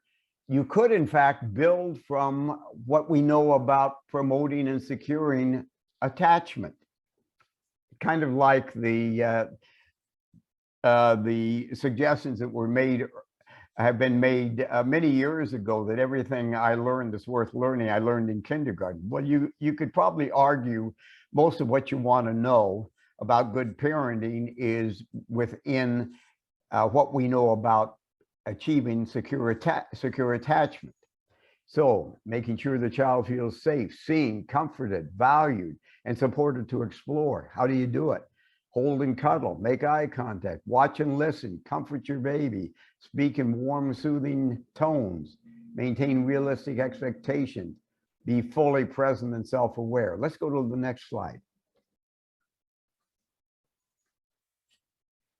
I would argue, and maybe you would join me, that fundamental to good parenting and a good quality of life is achievement of trust across every stage, even though Erickson brings it at the very beginning. But I believe it applies at every stage of development if resilience and well-being are to be achieved. So achieving comfort, nutrition, and existence, support for exploration and capacity building, relationship building in and outside the family, reasoning, decision-making, and choices. That can build or promote trust of others, trust of self, trust of life. Next slide, please. And now to a frame that I believe you had a chance to look at in the CPM 101, some of the essentials for respectful, supportive communication and relationships.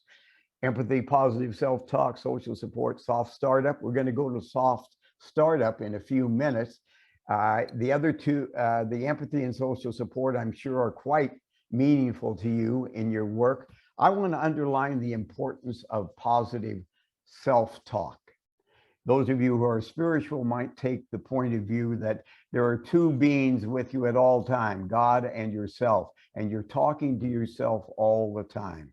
And that talk can be destructive or it can be constructive. It can promote the good for you.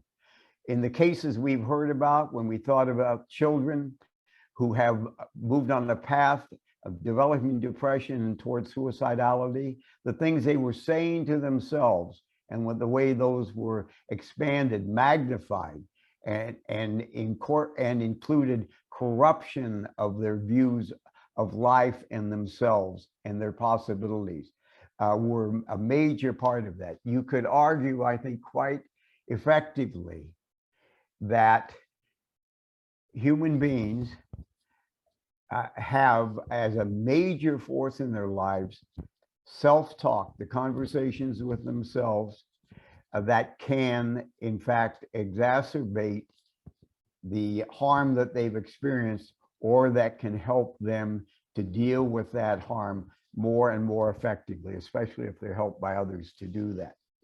Next slide, please. The other thing I want to underline is the importance of the assets or strengths approach. Marla and Helen have heard me say this. I've said it so many times, many people have heard it, but it's the kind of redundancy that I think is well deserved. This point is so important. Once I had the opportunity to visit with the head of research for HHS and NCAN. This person had reviewed all the research on child abuse and neglect that had come in at the federal level. I asked him, what's the most important thing you learned or have learned from that experience? He said, always start with the strongest link. Take an assets approach. I'm using my words now. Look for the strengths and build on them. There are so many benefits to doing that. For one thing, the engagement with the people you're working with is likely to be much, much, much better. And it's respectful, and it gives them a foundation to build on, rather than to feel that they are embattled and are being shamed. Let's go to the and these are some of the ways you do it, and you saw those in the CPM 101 as examples of how you can strengthen your application of strengths and assets. Next slide, please. Now, with that background and all the good you bring to this situation, I want to have you think about one of the most important roles that we can take, each and every one of us, whether in our family, in our community, at our faith community, in recreation, and working with our schools, in our neighborhood, wherever it might be, to make things better. Become an upstander.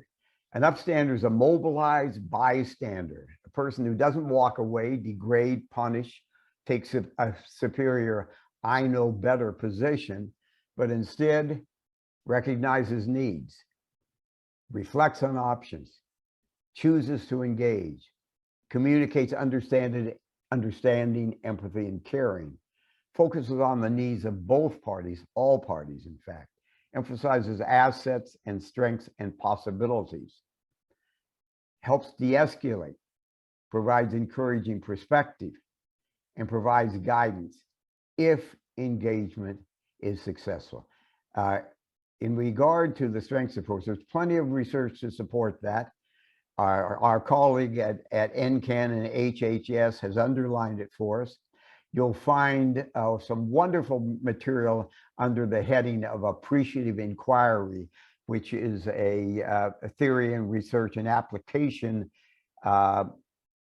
body of work out of Case Western University. Next slide, please. So we're going to look at some doable interventions in the time that we have remaining. One is the soft startup, and the other, the no-hit zones, to the extent that we have time for them. Next slide, please. You all know, as well as I do, successful engagement is just critically important as a first step in being helpful. Successful engagement means you have somebody who actually is willing to listen to you, to consider ideas with you, rather than to feel that I have to protect myself from you. I have to get away from you. I have to lie to you. Next slide, please. One of the best ways to increase the likelihood of positive, constructive engagement is to use soft startup techniques, phrases, ways of communicating in the early stages, in fact, all the way across in a variety of forms. Harsh startup impedes further communication and cooperation. Soft startup facilitates and encourages, S missing there, further communication and cooperation. Next slide, please. I'll go through some examples.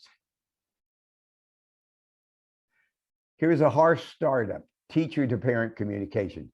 How can I trust you? You never follow through when you say you will. Next slide. Instead, this is what might have been said.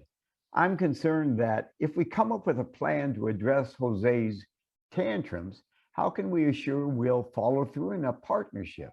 Can we talk about what we can do to make this work? Much more likely you'll get a response that you can build on. Next slide. Here's a child services personnel to parent communications. Of course, none of you would say this. Harsh startup. You're not, well, back please.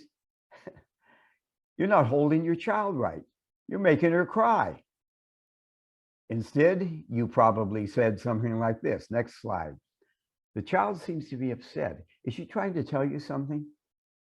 And now you've launched the possibility for conversation and some reflection. Next slide, please. Harsh startup. This is parent to child. Stop doing that. It won't work. You're just like your father. Instead, this is likely to get a better response. Let me show you another way that might get you what you want. Next slide, please. Now we're going to have some exercises with these items.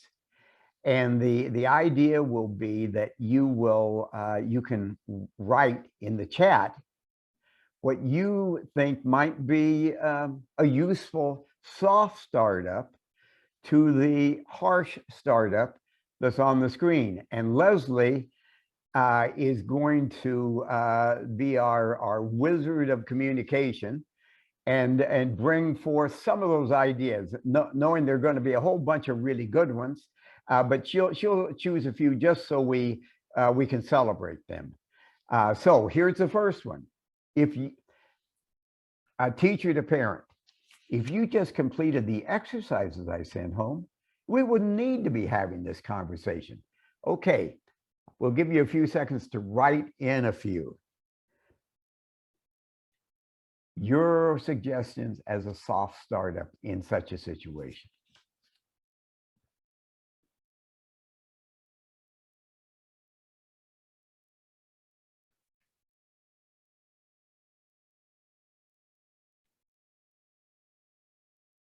Leslie, do we have a couple? Not yet.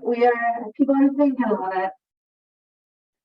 But I will let you know. I will let you know as soon as they come through. Okay.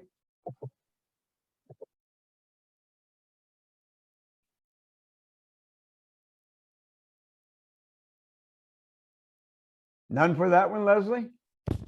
Not yet. Let's go to the next one. Oh, wait, here's some. There's one. Give us one. Can you tell? Oh, here's a couple. There are a lot coming through now. People just need a little more time. I noticed the exercises I sent home were not completed. Is there anything I can do to make that easier or something like that? Wonderful. Give me another one. Another one was, can you tell me about the challenges you've encountered while trying the exercises I sent home? I know it can be challenging sometimes. Yeah, oh, that's great. And just so we'll do one more because I can see that we're going to be in a time bind. Helen, move us to the next. Go ahead and give us that one where we move to the next one. I noticed your son has not turned in his assignments. How are you and your family doing? Yeah, that's great. That's great. That's a chance to open it. Here's one that's caseworker to parent, and you can all see that these things can happen. These opportunities exist in every sector of your life, and certainly with the people you're working with as a team and extending to those you're trying to serve. So caseworker to parent, you never respond to my phone calls or emails. Write in a couple, one or two ideas for that one, and then we'll move ahead.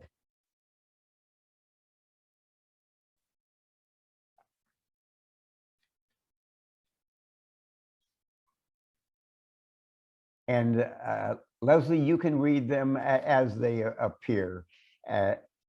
That'll be fine. You just pick out two or three. Okay, perfect. Do I have the right phone number and email? Let's update our contact information. Yep, that should do it. No blaming. They're coming through. We've been struggling with our communication. How can we make it better? Maybe we can schedule a specific time for calls, emails. Yeah, super. Let's take one more, Leslie. Okay. I want to be as helpful and as available to you as possible. What would be the best way for us to connect? Oh, that's great. And I'm sure you appreciate that, how helpful it would be to actually practice these things in your team. And take some of those really difficult situations where there's been a lot of tension and misunderstanding and work through, what's a soft startup for that? Helen, we're going to move to the next one and the next one and on to the case. Go right ahead. We're not going to be able to do those, but here, we have a case here. And let me, because we have so little time, here's the idea. If you have a soft startup that you would apply here, write it in and just put a big S in front of it.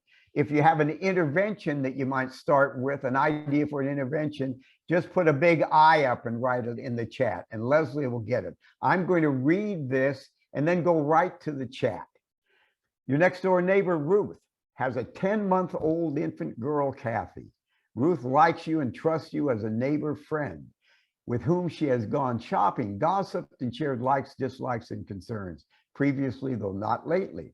You've noticed that Ruth has not been going out of the house much, connects with you less, seems depressed. Kathy is almost always confined to a crib or playpen with little attention or interest shown by Ruth even when Kathy is crying extensively. But Kathy is fed regularly and clothed properly. Kathy seems listless, inactive, too small for her age, too thin, and her coloring is pasty. You're concerned, have gone to Ruth's door, and she has invited you in for coffee in a room where Kathy turned to the wall, sits in the corner of the playroom. What might you say or do to help? If you've got a soft startup communication for Ruth, put it in the chat, put an S in front of it. If you've got an intervention, I do this to help, put it in. We'll take just a couple of minutes for that.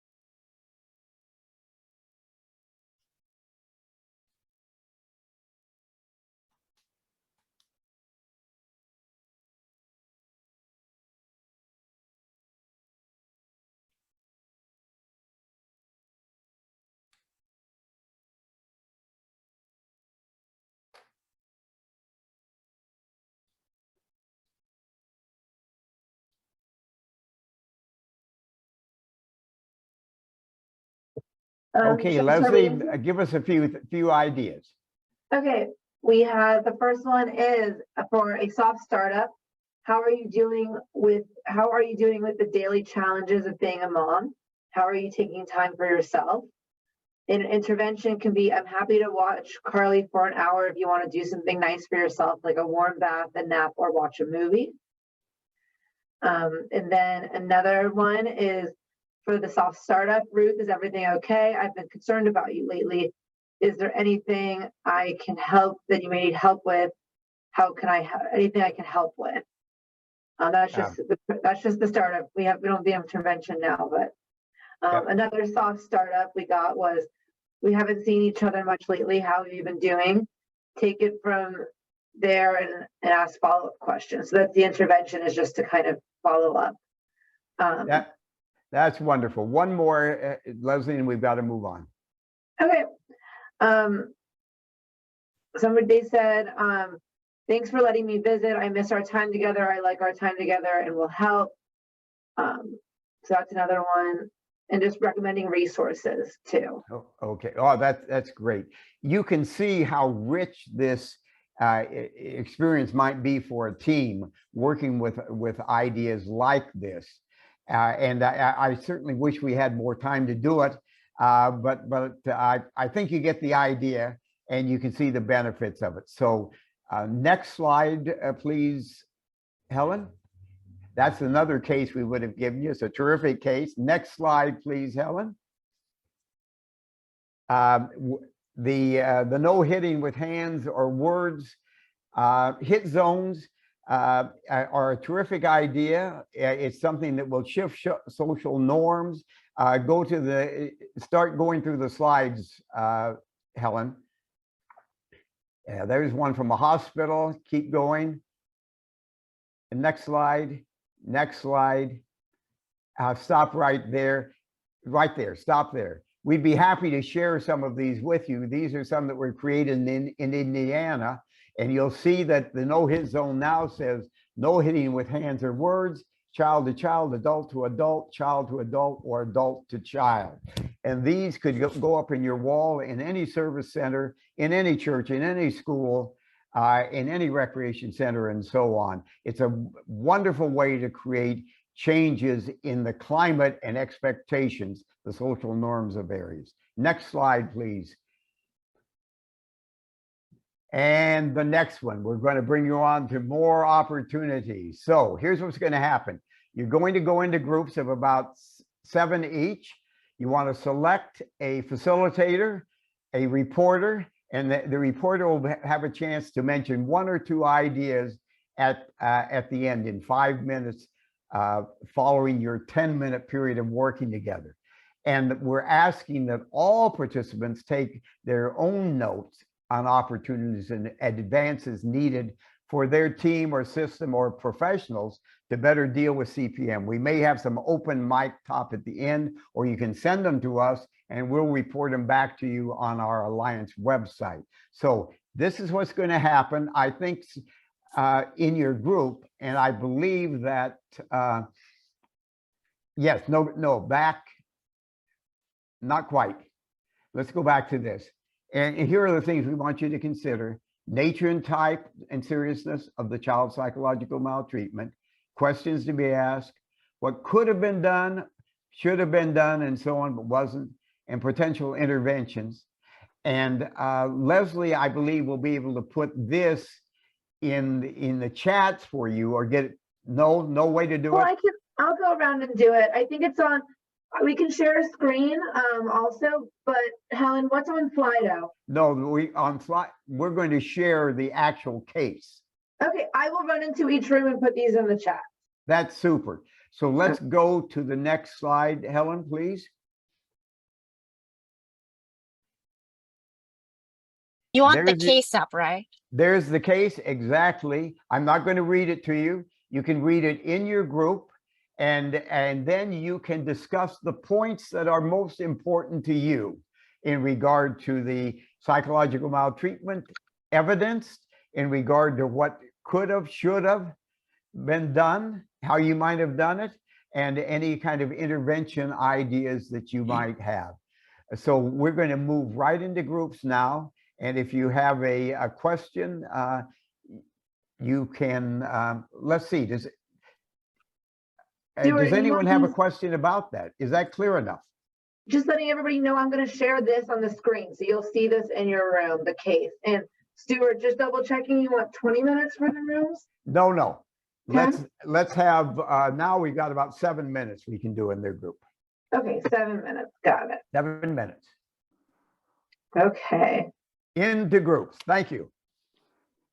Apologize to you for the time bind that we're squeezing so much in. I know all of us as presenters wish we had more time to spend on these issues, and hopefully you feel that way too, and are forgiving as in regard to the our ability to make that time available to you. So let's take this case and let's simply go across the rooms.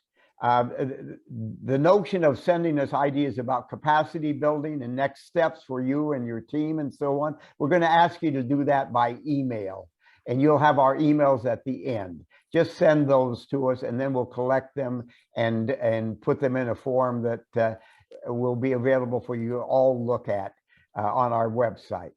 But for right now, let's go to group one, Leslie, and to have whoever the reporter was, and what stood out for that group. My eyes on the chat. Anybody in group one or the reporter of what stood out, you can unmute yourself, or you can also put it in the chat, whatever you prefer, or raise your hand and I will unmute you, whatever. Yeah. That's fine. And you go ahead and field it, Leslie, since you're seeing that. So anything that stood out as important to you or you had a perspective on, doesn't have to be the whole set. I don't know if I was in group one or group two. Go right ahead, Tabitha. We want to hear you. Either way works if you want to express Okay. for group two or group one. So we definitely said it was emotional. There was an emotional part of it, and then the coaching of telling the kid what to say, and then where the mom said that all they do is call her stupid.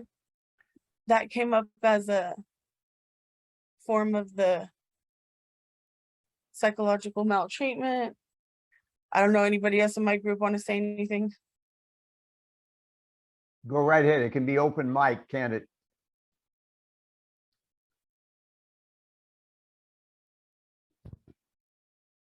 This is something that is, not,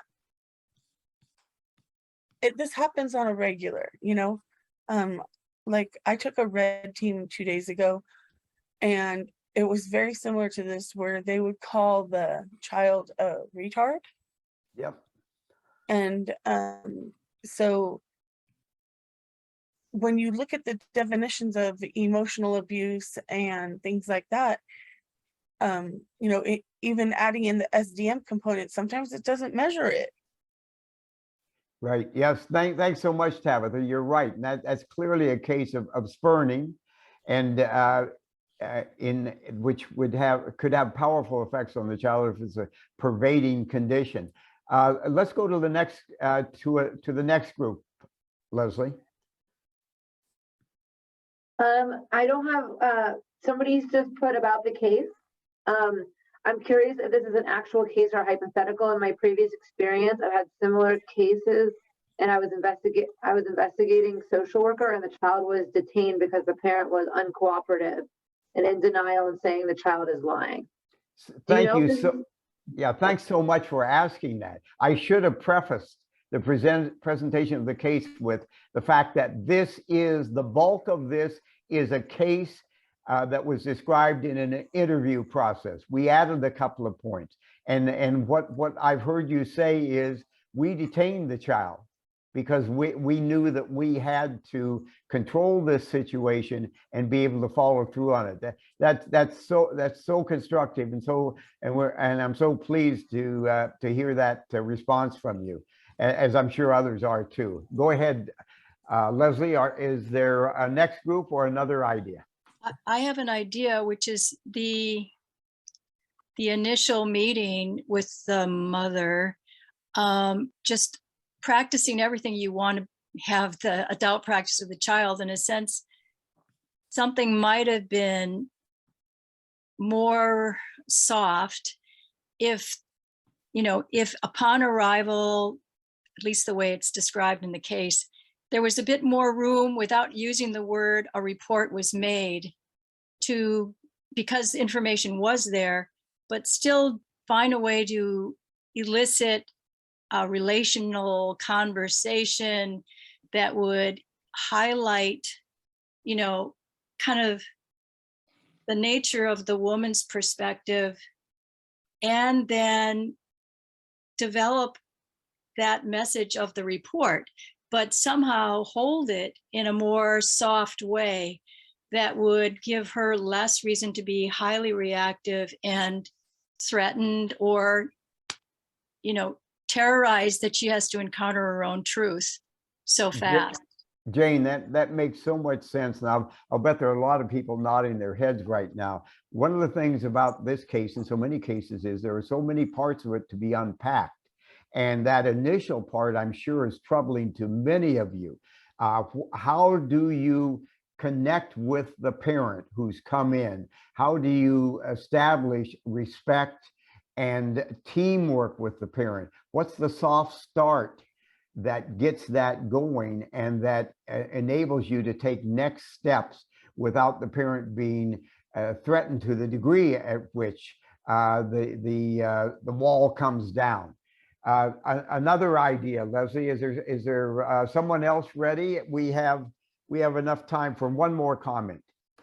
So far, I do not see anything in the chat. Go ahead. Here comes one.